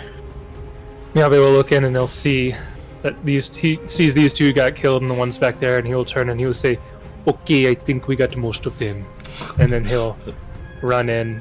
He'll dive into the water and And swim he'll away. go up to this one and he'll try to just like overhand smash it into the ground. Okay. We'll see. I hate spiders as he runs away. Oh, he sneezes and infects it with COVID. And Okay, so that is just barely a hit, and you smash poor Molly to smithereens. beautiful. I think we are good. Kermit uses his turn, dives in with a sweet acrobatics check, then he just kind of... No, he doesn't. He falls. No, he doesn't. Keeps running up the stairs. I see him like doing this like roll, and he just catches the top of his mouth on the I guess ground. when you run up the stairs and like you slip and just like, yeah, falls. Again, gun goes off, shoots over the He ran in thinking there'd be a bunch of webs, but the fireball destroyed the webs, so he compensated too much. Actually, I think I'm wrong. I think based on how these are drawn, I think these stairs go down. I could be wrong, but I feel like they should go down. Well, these Yeah, ones the went stairway up. to the west leads up, but I don't like that. It doesn't look like up. I guess it is up. There are more stairs over there, but it seems to be in contention in which direction they go. I will Where take a the- look, Miyabe, and see what I can see. What are Clearly, the we are stairs fighting- called that just like MC Escher. MC Escher? Clearly, we are fighting MC Escher. Did they go up or down, Sarah? All right, we are in a real critical situation, though. So if we come into any danger in here, we They should go up. probably pull back. Yeah. Like, If they go up, you say. Yes, they go up. And I, especially if it's a ghost. If And it's I- any kind of ghost or anything. and I Well, stealth. if it's a ghost, we still have me. If it's a swarm, we do still have Primit. So, True. I stealth up ahead and take a look up. Okay, roll a stealth check. Ooh, she rolled something. We learn that there's a creature. It's a -3 to my stealth, by the way. nice. I meant to say. Why didn't you tell me to go for? I have a +7. Oh, then I would have done that. I am a hunter. Perception, then. I saw a dinosaur. Okay, so you see up the stairs. And she's just like peeking around the corner. You know what I mean? Just like. Busted, Hello. fully exposed to the corridor. I'm on the wrong layer, that's why it looks Weirdly, she kicks in the door this time. No, she's just There, looking. there is no door. She just kicks into the air, Kicks into the air. It's symbolically. Yeah. There's a spirit door. So you see it goes up and rounds the corner. She'll double back. Ah! What? Sorry. Something on mine. She spooked herself. Yeah. Spooks me. Spooked me. I ran back.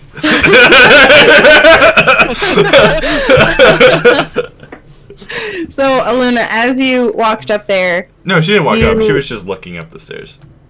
well, I mean, you moved up, you stealthed up, and then you rolled perception, right? I was here at the corner, and I was just looking Yeah. up to here. Yep. You could see that they go up and they round the bend, but there's such a howling wind coming from up here that you're not able to make sense of any noises that were coming from up above. Yeah. Right. And so then she goes back and relays all that. Okay. Everyone else that's in this area, roll perception. Need that nat 20. That sweet nat 20. Sweet nat 20. Gotta run That's out. not a nat 20. Aluna, you can roll another one. Or or yeah. As she checks out the different- room, yeah. So Miyabe is a 10, Kermit has an 18, Abner has a 9, and Aluna has a 28. So Aluna, you are the only one that notices that behind one of these like leaky, waxy walls on the side, there is a hidden like, is it niche, Niche, I think. niche, whatever. There's a small spot that seems to have some things inside. A hidden Nietzsche. Nietzsche. A Nietzsche? Friedrich Nietzsche. Nietzsche's back there talking about nihilism. Yeah, God is dead. Yeah. In the end, it didn't matter whether you did fireball or not. Life is meaningless. We have an existential crisis. The party all just stops. Yeah, she's like, roll will save all of you for existential crisis. Yeah. None of you are motivated to do anything any longer as you have embraced the void. The dark ones seep into your mind, and you go crazy in the Lovecraftian sense. Oh yeah, Nietzsche would make Cthulhu go mad. Okay, so Luna, as you are checking out this, you see that there are 3 sealed jars of giant royal jelly back here, and then there is a small object that looks like a pearl, perhaps. Ooh. Of power? Of restoration? No, probably not. Of just a gemstone? I'll go ahead and take detect magic on all that. I assume the pearl is magical. Okay. As you're detecting magic, though, Dun dun dun. all of a sudden you hear noises coming from behind you. From over You here. hear That was just me. noises coming down the stairs as rounding the corner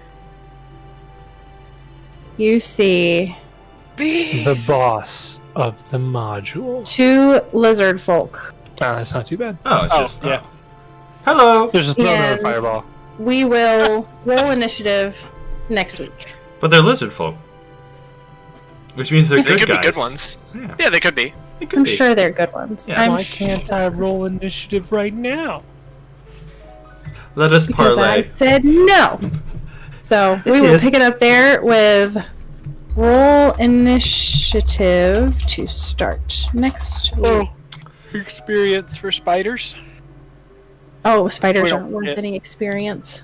No I agree with experience. that. We at get all. experience from Yabe opening the door. What do you mean? Uh, the 1,200 experience for the giant spiders.